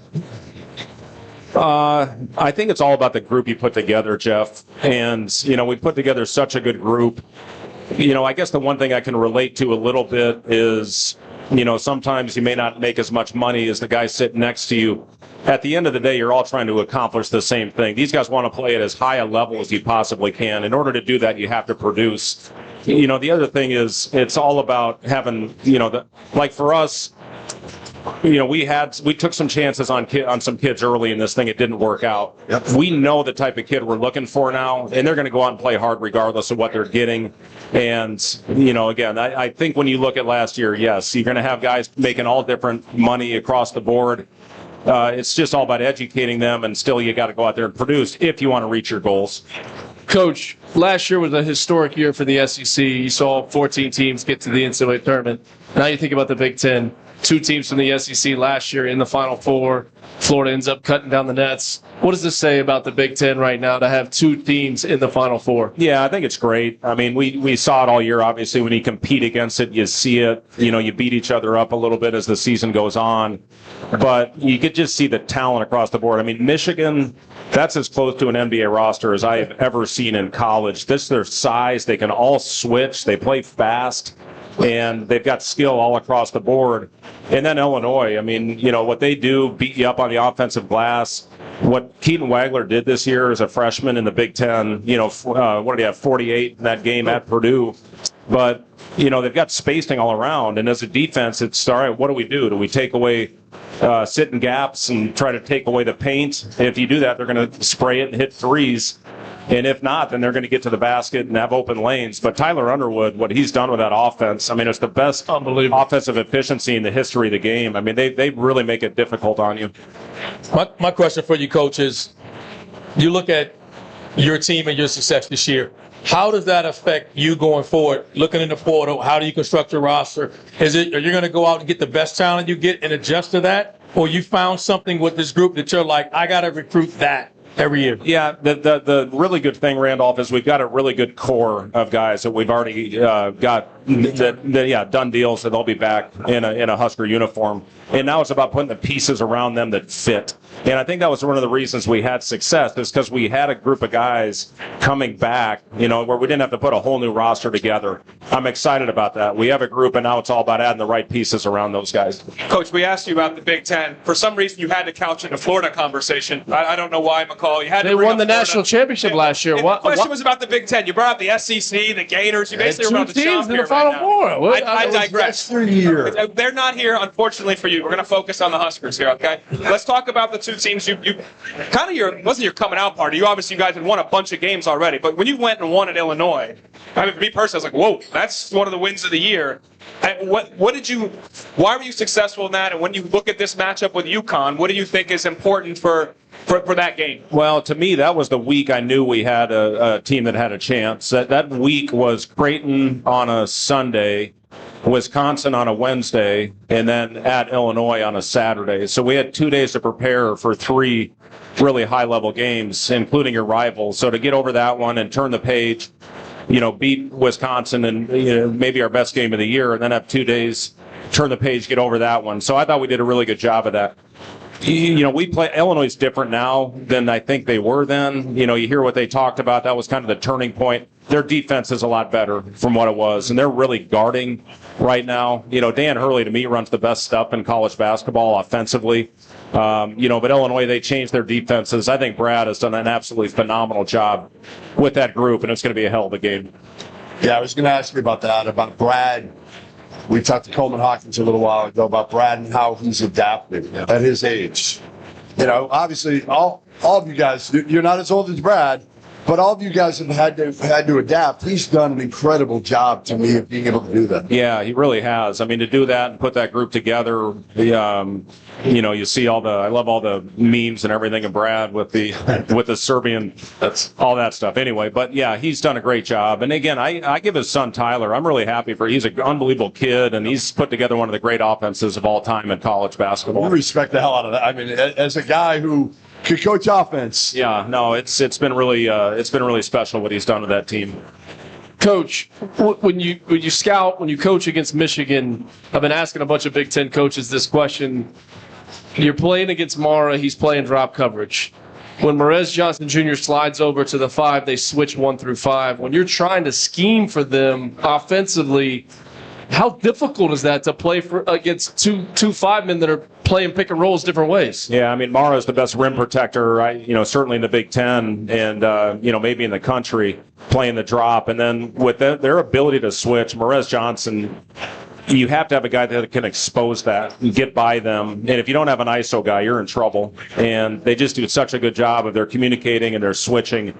And, we scored, I think, 50 in the first half, and then they shut us down the last 7 or 8 minutes. And a lot of it is because they just wear you down. I mean, they're so physical and tough and size, so they wear you down as the game goes on.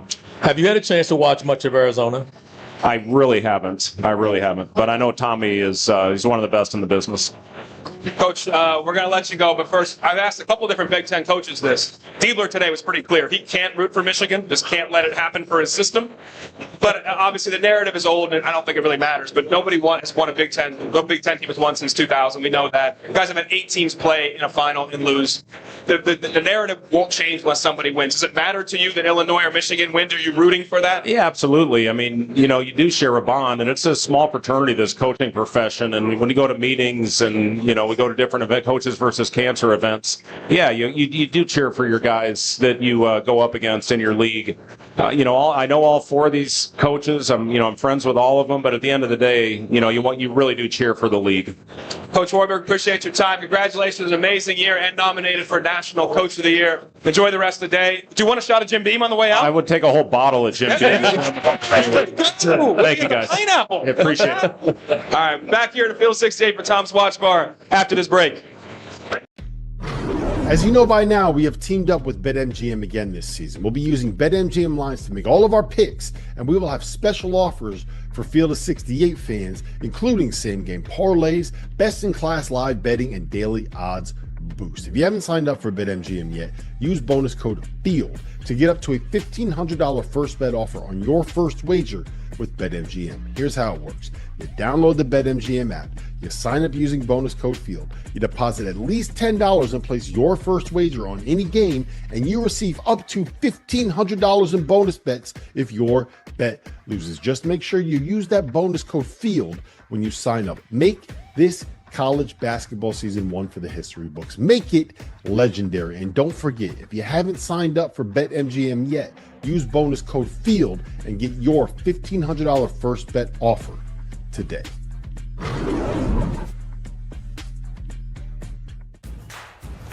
People, they're good. Good for laughs, for snorts, for cries, and goodbyes. People are good for doing nothing, or getting up to something. People are good for squad goals, and squad.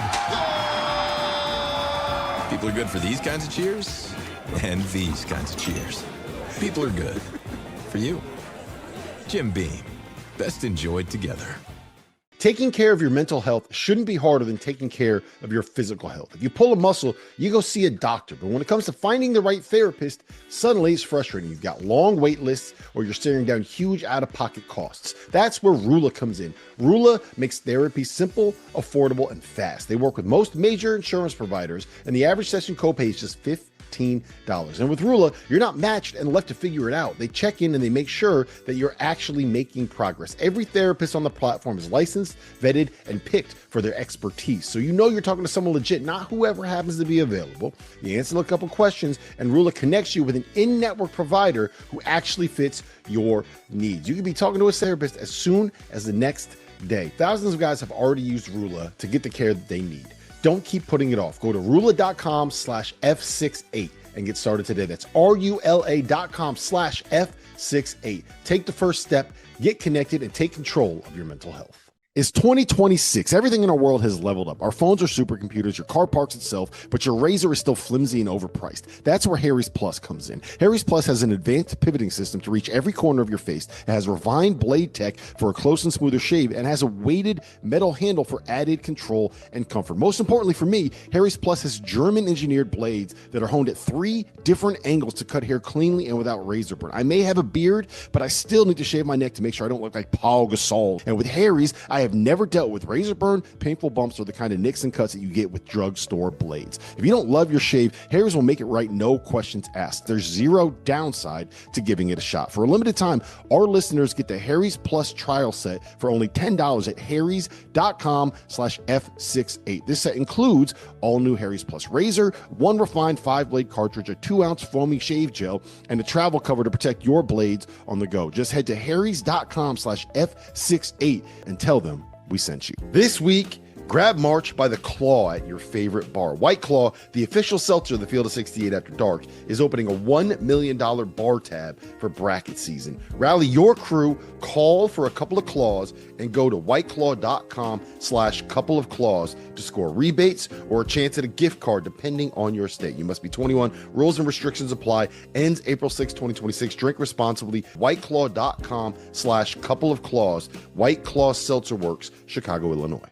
Today's episode of the Field of 68 is brought to you by Mando. Some men mask their BO with sense. Mando men get the job done right. Mando whole body deodorant was created by a doctor who saw firsthand how normal BO was being misdiagnosed and mistreated. You want a solid deodorant stick? Mando's got one formulated and powered by a mandelic acid to stop odor before it starts. You like spray bottles? Mando's is aluminum free and ideal for hard to reach places. All Mando products are baking soda and paragon free, and it's safe for anywhere on your body. Pits, balls, thighs, folds, feet, even the grundle. It's perfect for me this time of year. I'm spending 15 hours a day in an arena that hasn't had the AC turned on yet. If I didn't have Mando products, I might smell like the guy sitting next to me on press row, because Mando is clinically proven to control odor better than Old Spice. Want to try America's #1 whole body deodorant formula right now? You can find it in Walmart and Target and other retailers across the country. But for the best deals, go to shopmando.com and use code F68 for 20% off at checkout. March Madness is here, and you know what that means. It's a time of excitement and a time when legends are forged. In other words, it's a time to wear chubby. Skies out, thighs out, baby. It's getting warmer. The clock's moved up an hour, and it's time for Chubbies. Chubbies was founded in 2011 by a group of friends with a simple mission: rid closets of uncomfortable clothes and put the fun back in functional fits. They set out to create shorts, trunks, and polos that put personality back into your wardrobe with fits that look good and feel even better. Chubby shorts aren't just insanely comfortable. They're built with premium fabrics that are quick drying, wrinkle resistant, and antimicrobial. Chubbies keeps you comfy, casual, and dangerously confident. For a limited time, Chubbies is giving our listeners a 20% off discount with code F68 at chubbiesshorts.com. That's 20% off your order with code F68. Give your thighs the VIP treatment that they deserve. Support our show and tell them we sent you.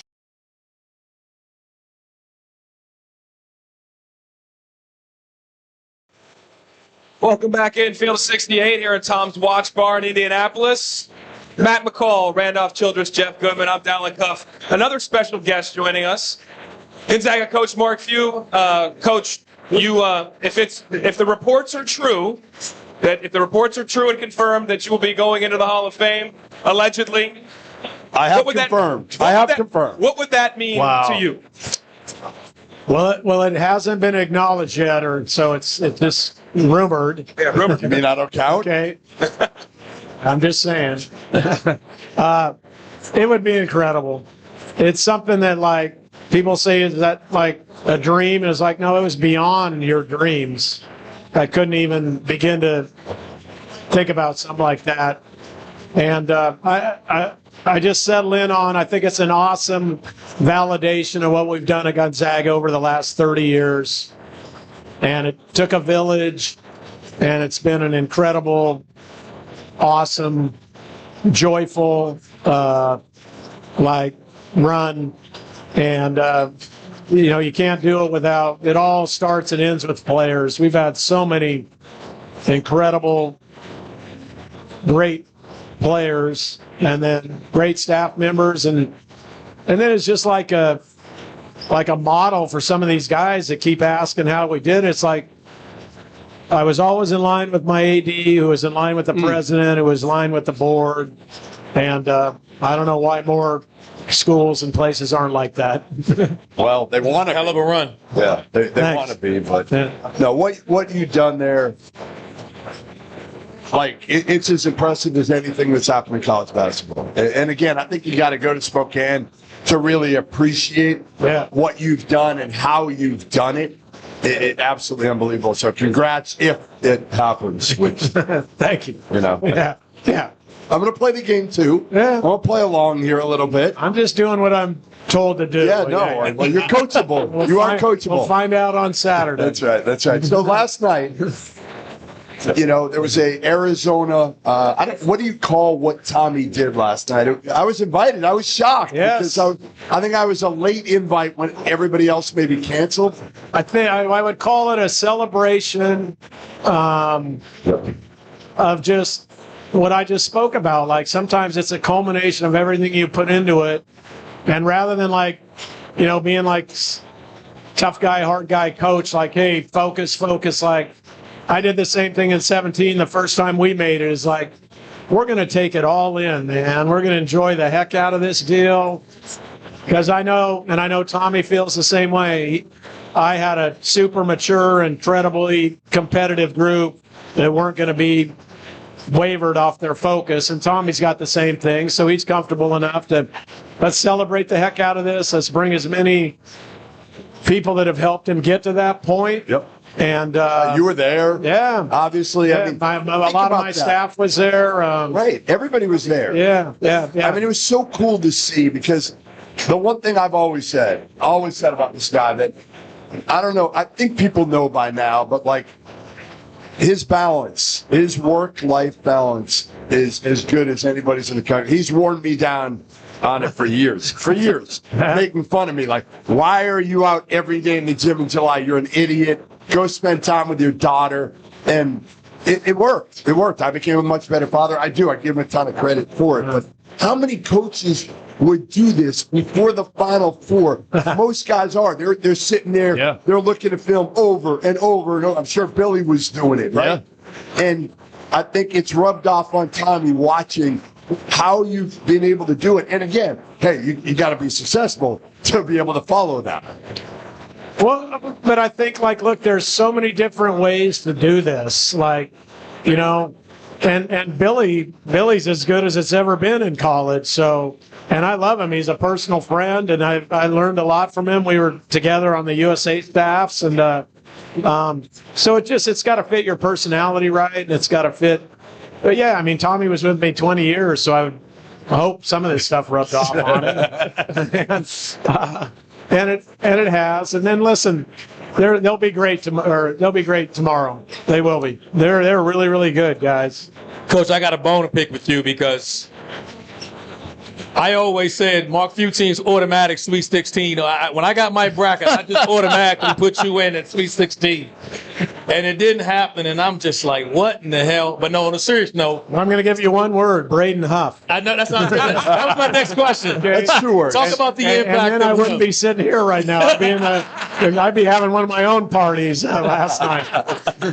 That was my next question. His injury and what that meant to a team that early in the year many of us thought had the potential to be here. Yeah. What did that injury do to your group? Well, again, it's, you can't say this, but you can say this. I felt this when it happened.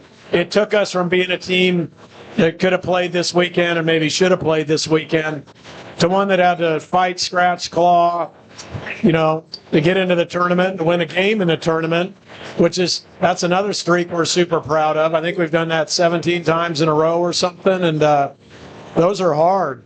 And then, hey, Texas and Sean did a great job. I thought we could have probably won that game too, but they hit a huge shot there at the end, and we needed one stop. But it took us. You got to have players, as you know, and to keep advancing in that tournament, you got to have great players. Huff's one of the best in college basketball at what he does. But I would say this, guys, like of all the teams I've had, the way this team adjusted this year, like at one point we lost Huff, we lost Ike. I mean, we were like the 6'5" and under team, which we've never been at Gonzaga. And man, we switched everything. We played incredible defense. We flew around. We started running dribble drive, which I knew nothing about. And to win 31 games and all that, I love this team. I'll always love them and respect the hell out of them. We became a fantastic defensive team, I thought, and did as best we could.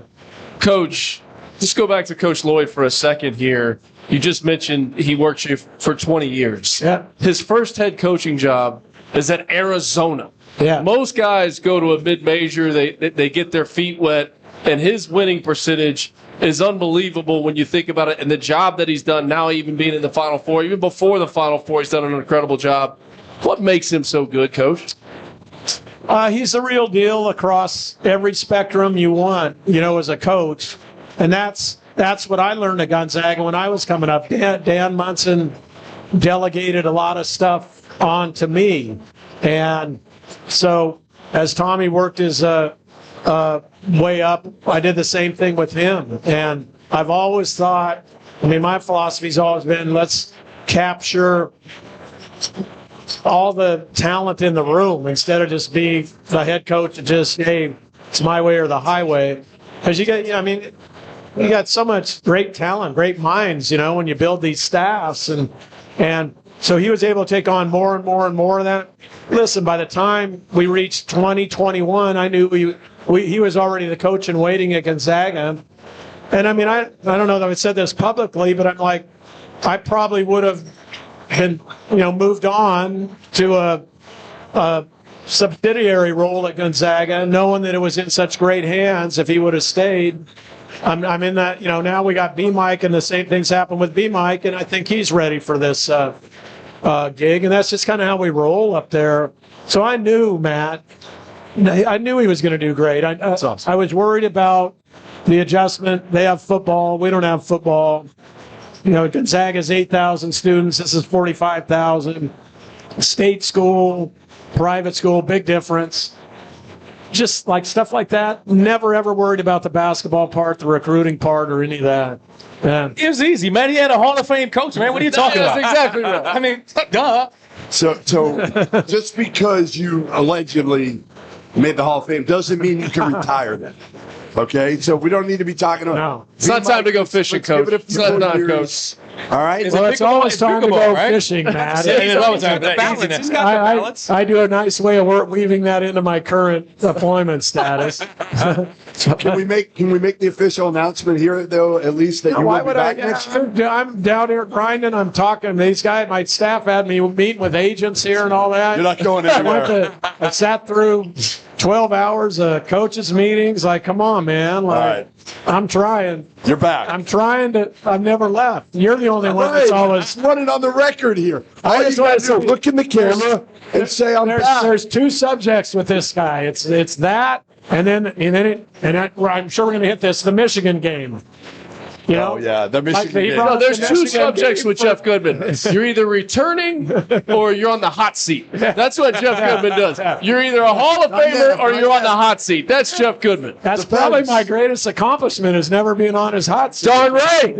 That's right. By the way, we are playing Monday morning. I need a partner against McCall and Hummel.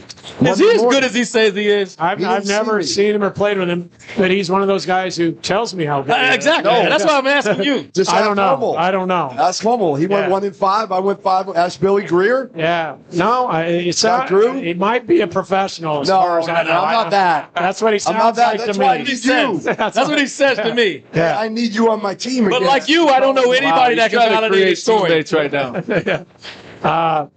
No, I You're will outta not here. be here. Yeah, you know, it's Easter Sunday. Yeah, you got to get home. Yeah, I got to get home. So, yeah. Marcy's got to get home, right? We all got to get home. Yeah. Coach, let me ask you about Michigan, because that was when you look at this game. You played them early in the year. That was kind of their coming out party. We knew they were good, and then we knew you guys were really good, and they went on. That was an impressive showing, to say the least. Yeah. When you look at them in Arizona, what do you think the difference is in that game? First of all, like, you couldn't pick a better matchup in all of college basketball, and for it to happen at the Final Four, no disrespect to anybody else, but I mean, incredible matchup, and I mean, if it doesn't, I know it will. It should pull a huge TV number because, I mean, it's going to be something. The bigs, I mean, venturing into the paint tomorrow night is like, wow, at your own risk, you know. But the beauty of both teams is they got guys that'll go in there unabashedly. When you look at Koa Pete and you look at Yaxel, I mean, both of them, the size is incredible. You know, we've always done that at Gonzaga. We've tried to stay big, and Tommy's really doubled down on that. And it's worked out fabulously. Dusty's doing the same thing. I mean, I'm telling you, guard play is a big thing for me. And I mean, I just think Arizona's guards are, I think they're incredible. I think what Burr is, the way he's slowly and surely developed. Bradley's had an incredible year. And then that's absolutely no disrespect to Michigan's guards. They have terrific guards too, but I just think Arizona's guards are going to be the difference. All right, last one I got for you. Okay. You're involved in a lot of these meetings. Yeah. Coaches meetings, NABC, all that. You want the game when you leave it, which 5 years, whatever it is. I'm not to be in a better place, man. That's what all coaches should do. Tell me where we're at now. Where you feel like we're making progress here a little bit. In what regard? I think we're making progress in the fact that, I mean, think about it. I think there's an executive order that's going to come out either today or tomorrow or in the next week or so. Obviously, he's got bigger things going on.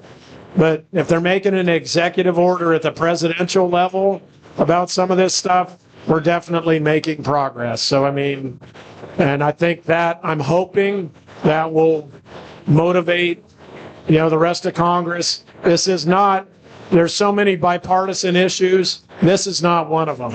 Okay? This is a simple deal, and they know it. And it doesn't need to be tit for tat on, you did this for me on this bill, and I did that. Just do this. What do you want done, Mark? What are the main things? Fix the transfer portal. I tell you, the other thing that gives me, I don't want to say enthusiasm, but I'll say I'm more positive, is we're dialed into transfer portal and eligibility. And just dialing in on those two things would solve 95%. Right, because NIL is what it is now. Right? Yeah, you're not putting that genie back in the bottle. Right. Yeah, but get the transfer things. Yeah, no, I agree. At least slow that thing down. Coach, we appreciate your time. Congratulations. Thanks, guys. Enjoy the rest of your trip here in Indianapolis, and good luck to your Wildcats, maybe your second team here. Good luck to the Wildcats here. That's family. There you go. Good luck to the Wildcats. Family deal. But what you guys are doing now, where we've came now over 38 years, if you count my assistant years, you guys are helping. I think America is so much more educated about what happens in college basketball because of shows like this. You know, you got studs like this, players that know what he can.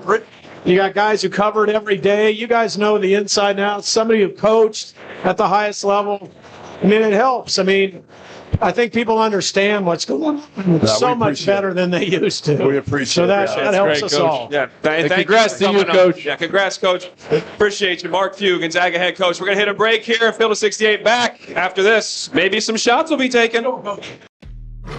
As you know by now, we have teamed up with BetMGM again this season. We'll be using BetMGM lines to make all of our picks, and we will have special offers for Field of 68 fans, including same-game parlays, best-in-class live betting, and daily odds boost. If you haven't signed up for BetMGM yet, use bonus code FIELD to get up to a $1,500 first bet offer on your first wager with BetMGM. Here's how it works. You download the BetMGM app, you sign up using bonus code FIELD, you deposit at least $10 and place your first wager on any game, and you receive up to $1,500 in bonus bets if your bet loses. Just make sure you use that bonus code FIELD when you sign up. Make this college basketball season one for the history books. Make it legendary. And don't forget, if you haven't signed up for BetMGM yet, use bonus code FIELD and get your $1,500 first bet offer today.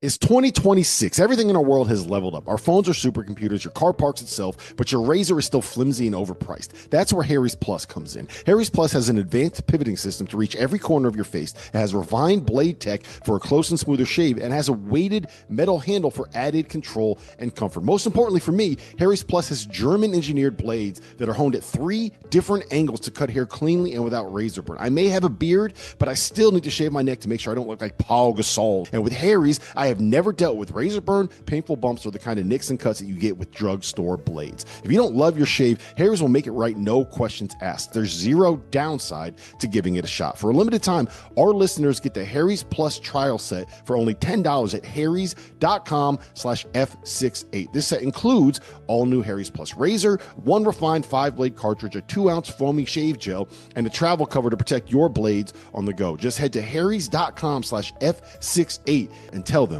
we sent you.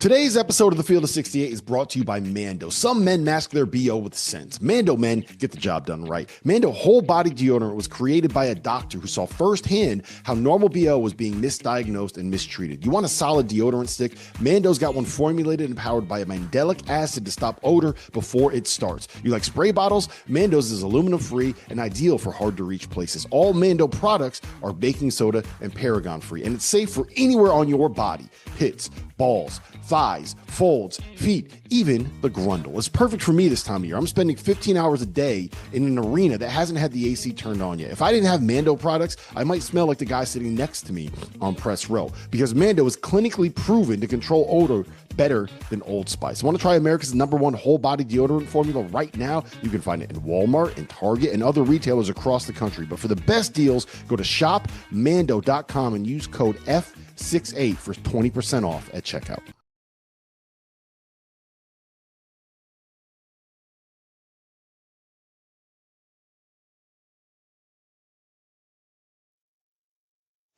Welcome back in here on Tom's Watch Bar, Field of 68. Jeff Goodman, Rob Dauster. Wait, Dallin. We got some breaking news. Can I introduce the team? Breaking Are you breaking news? All right, the guy in the sweater vest needs to get his news in there. If there's breaking news involved, He ain't breaking it. He ain't breaking it. According to my sources. Let's break some news here. So last year we obviously did the Field of 68 marathon. It wasn't 24 hours. We said we're going to come back with a 24-hour marathon this year. Well, we are starting the marathon at midnight on November 2nd, and we are starting it with the one team that pulled the upset, the one Cinderella this year, High Point, playing against Liberty in Rock Hill, midnight on Field of 68, YouTube, X, everywhere. Huge game. Wait, midnight where? Where's the game being played? Rock Hill. So midnight East Coast time. Yes. We're tipping it up with 2 big-time teams. Yes. Okay, let's do it. What a game. Great matchup. And again, we will continue to announce these games, but Flynn Clayman, Richie McKay, they're going to have to take a nap or something. I don't know what they're going to do. Your battle rhythm's going to be a little off for that game. I don't know what you are going to be doing for that, because we're going to have a midnight game and a 6 a.m. game in the same site, and a 9 a.m. game, and a 7 p.m. game. There is no chance that you survive that day. Yeah, it's going to be a rough day. No chance. I'm going to have to drink a lot of Jim Beam. No, let's take a shot. Celebrate the next season. There you go. Hey, come on, buddy. You can do it. Shout out to Jim Beam. Just RC. You can't fake it. RC, you can't fake it. Come on, Randolph. Age 7 years. Goes down smooth. There's 2 real men here. Thank you, Jim Beam. That was phenomenal. I'm going to drink 7 more before the show ends. Huge game, though. Huge game to start it off. High Point. Unbelievable. And give Liberty credit. Give Richie McKay credit because he's going to lose a lot. Both teams have to reload, and they will. And there'll be two. Liberty's gone to 3 tournaments, I think, in the last 7 years. High Point coming off a historic season. They're going to be great again. They're probably going to be the best mid-major in the country again. It's going to be an awesome game. We will have many shows in October of 2026 to preview those. Let's preview Saturday night's games right now because we got 2 great ones. Let's start with the early game first. Mr. UConn, we're not going to go to you first. RC, UConn, Illinois, they played in December, a game that UConn won by 13 points. The game was closer than that scoreline indicated. What is the biggest key to either team to win that game to play on Monday night? I think the matchup with Alex Kierman and Mirchik. That matchup between those two guys, who win that matchup, I think there's a lot of action. Illinois is very good defensively, but they don't pressure you as much. They just stay between you and the basket. I think the 3-point shooting for UConn is the key, but I think Alex Kierman is a big part of that. And how does he match up on the other end of the floor? For me, the X factor is solo ball. And I think he's going to show up. I said this to you earlier on Channel 84. I think he's going to show up in a big way. He struggled at times this year shooting the basketball, but the confidence that he plays with, Coach Hurley's going to run actions for him. He's going to run some actions for him, maybe even try to get him going early in the basketball game. The guards for UConn are going to be the difference in the game. But I think solo ball is an absolute X factor, and I think he plays well. He's been here before. His role was not what it's going to be tomorrow night, but he has been here before. He's been in the Final Four before. I think solo ball is the X factor. You mentioned Karabin and Mirkovic. I think that's what determines the game. But I think, to me, the X factor is the matchup between Silas Demery and Keaton Walker. Because you got a guy who's played at an All-American level for the last 3 months. The first time that these two teams played, he had played 14 minutes, had 3 points, and Kai Boswell was the guy that was the star of the. We thought he was. I think you guys had this conversation, right? That he was the Big Ten Player of the Year at one point midway through the season. So, how Silas Demery, who, for people that don't know, this dude is playing through a serious injury. Like, he should not be playing. He'd probably be out another 3 to 4 weeks if it wasn't the Final Four. He's dealt with Donovan Dent well. He's dealt with Jeremy Fears well. And now he's got a guy in Keaton Wagner who is a completely different kind of point guard. Bigger, longer. It's not about speed and quickness. It's about change of pace. It's about change of direction. So how Silas Demery slows him down, and if he slows him down, to me, is going to be the biggest thing. Terrace Reed for me. Like, is he going to be a monster again? Because if he is, UConn can win this game. He's been the best player in the tournament. If he doesn't play like that, I'm not sure UConn can win this game, especially against the length. Right? I mean, he can get into these guys. He's so big and strong. I don't know how Mirkovic maybe, but those other guys, what are they? They're long, but he can absolutely drive them to the rim. Yeah, the issue is when you think of a UConn team, prior to about the last maybe 6 weeks, it's been they are going to run offense to try to find ways to get guys coming off the screens, get these elite shooters running into jump shots that are open, finding ways to be able to create a backdoor, the counters to the counters to the counters to the counters, right? But what they've been during this tournament run, and even late in the regular season, was we got to find a way to get the ball to the big fella. That's what their offense is now. It's like, but they have to be because their shooting has been inconsistent. And he's been the most inconsistent player. And it's just the difference. It's like a Sunoco. Mm-hmm. It's like going back to that run, not when Klingon, because Klingon was more the defensive guy, benefited from the perimeter guys. This year they're playing more inside out, which is like they did to me in the first championship. Mm-hmm. I think the size of Illinois obviously is huge. They're the biggest team in the country. Their offensive rebounding third in the nation. Can UConn clean up their defensive glass? UConn has to defend at an elite level, and if they do that, there will be misses. But you cannot give Illinois second and third attempts at the hoop. And the other thing for UConn, you're getting good looks. You just got to make some shots. Make them. It's simple analysis sometimes, but gotta make them. You can't be 1 for 18 again like you were against Duke. They didn't even play well against Duke, and they still made it through. Like, this is where because Terrace was he was a beast, absolute and obviously Duke made a number of mistakes and turnovers in the second half. Not just the final play, turnovers in the second half were really big, leading to easy buckets. Real quick question for you. We just all said something that was UConn related. What does UConn have to do to win this game? And it makes sense because they're the underdog and Illinois is the favorite right now. What does Illinois have to do? Like, how, if we look up and Illinois is in the championship game on Monday, what has happened on Saturday night? This is why I love Illinois to win this game, because I think Illinois just plays their game. They can win the game. Like, UConn has to do stuff that we have not shown consistently. If Illinois rebounds the ball, which they do consistently, that's fine. If they don't turn it over, that's fine. If they're able to make shots and stretch you out, it's like I feel like they need to play the level we've seen them play, and I think UConn's going to play at a level maybe we haven't seen them play, at least in the last couple of weeks. UConn, when they played in December, was almost the apex of where UConn was at in the season. Since mid-January, they have really been up and down, especially in the defensive side of the ball. So that's why I think Illinois is the favorite, although the public heavily on UConn. I think Illinois is the favorite for a reason. All right, you shake your head. Sorry, brother. You can yell at me tomorrow before the game. I just hate that you're making a lot of good points. I know, it's not fun for anybody, even me. All right, let's get to Michigan, Arizona. Now, I think this narrative is false, that anybody thinks whoever wins this game, it's the de facto national championship. I know you feel the same. Now, granted, either one of these teams can win at all. We know that. But to assume that whoever wins will win Monday is a bridge too far. What is the difference between these two teams tomorrow night? Well, I think we just heard from Coach Mark Few, and he said guard play. I mean, Elliot Cadeau's got to be the Elliot Cadeau he's been at times this year. Ball security has to be big in the game for Michigan. You know, Coach May used to be able to hold him accountable when LJ Cason was out there. And it was a change of pace. And if he was turning the basketball over or not playing to the standard that Coach May wants, Cason went in there and impacted the game. Cason was in the game at the end of the Purdue-Michigan game that we were all sitting at, making plays coming down the stretch of that game when Purdue was trying to make a run. So I think that's the key. Guard play for Michigan. Elliot Cadeau playing to the level that we all know he's capable of playing. He's played like one of the best guards at times this year in the Big Ten. He's got to play like it tomorrow night. I think that's the biggest difference. I think the frontline guys take care of themselves. Foul trouble will matter in that. You know, but Awaka coming off the bench, I think helps them.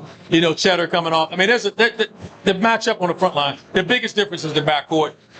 Arizona has the best closer left in this tournament, and Jaden Bradley. Boom. And that's where it tilts the difference. And to beat that switching we were talking about, he can get down here. He and Barry's getting in the paint, making plays. And when they miss shot, what's been consistent when Arizona's lost is when you drive doing all that switching, those bigs rotating over. Now guards are having to box out them frontline guys. They get out rebounded, second chance points. That's what hurts Michigan. They got the backcourt to exploit that.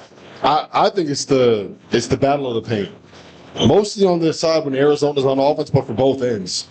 Because Arizona take the fewest threes of anybody in the high major ranks when it comes to on a per possession basis, right? They have the lowest three-point rate. What they want to do is get the ball into the paint, get the ball to the rim, and score right there. Whether it's Mateus Krivas, whether it's a fast break layup with Braden Burries, Cole Pete getting to that right hand, get to that little 8-foot pull-up jumper, they want to score in the paint. And I don't know if there's a better two-point percentage defense team than Michigan. Who wins that fight? Because that's strength on strength right there. If Arizona can't score, that's how you solve it. I think the difference is that one thing Arizona has that I don't know if there's a team Michigan has played is the size and the depth to defend Luxembourg. Kochenkov can move. He has the physicality inside. Call him Luxembourg?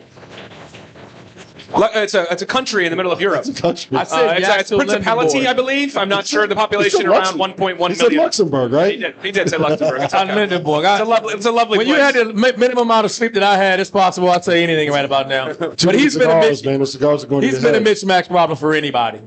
And I think they have the ability to match up with him where not to be dominated by that position is what I'm saying. And I think he's going to force Elliot Cadeau to have to play with the ball in his hands more. And this will be a big Elliot Cadeau game. He has to play lights out for Michigan to move on. Agreed. I think it's both the things you said. It's can Kochenkov slow down the axles? And then can Arizona's guards separate themselves? Can they be, Burries has been so good over the last couple months of the year. And yeah, Bradley, you're going to take Jaden Bradley over Elliot Cadeau. You have more faith in my guy, for sure. I mean, I think Bradley's the best closer in the game. He's been the most consistent all year. When they need to make the play, they make the play. You've got a sidebar. Pick up the mic. What's up? I said what can't happen for Arizona is what we saw in the Duke game. You can't have your freshmen play like freshmen in the biggest moments. That's a phenomenal point. That's a big time point. And this is, bear in mind, there are 3 freshmen starting for Arizona. They bring a couple veterans off the bench. The last thing I would say, and you said this to us yesterday on Channel 84, he mentioned that when they played Michigan, Luxembourg, a.k.a. Lenneborg, hit the first step back 3 from like 26 feet. I need replay, though. I didn't see a flag. I don't remember I said that. And he said, maybe it was the shot, maybe you took it. He said that Luxembourg hit that big shot, and it was the first shot from 26 feet. He goes, that's like a USA basketball player that just made that play. And then they bombed threes. He said he told Tommy, if they're making threes, look out. Because this is, again, comes back to, because those wings they're not known for it, but if he's hitting a couple, then Burnett's getting involved, and if Gale's making some, look out. That could be a difference maker that we don't foresee, that just like who shoots it better from 3, and Michigan has the advantage there. I still like Arizona. I still like Jaden Bradley. We'll see what happens. All right. I think what are we that's promoting? good. Tomorrow at the show, 3 to 4 tomorrow. Give me the promotion. What are we doing? 3 to 4 at Clayton's Country Bar down here in downtown Indianapolis. Sunday, 4 to 7, right back here at Tom's. And then Monday, 5 to 6 at Clayton's Country Bar. Again, post-game shows after both the games live from Lucas Oil Stadium as well. Thank you very much to Jim Beam, to White Claw. Jim Beam, I'm taking the H7 with me. Love your guys. Have a good time. We'll see you tomorrow at 3 o'clock. We out.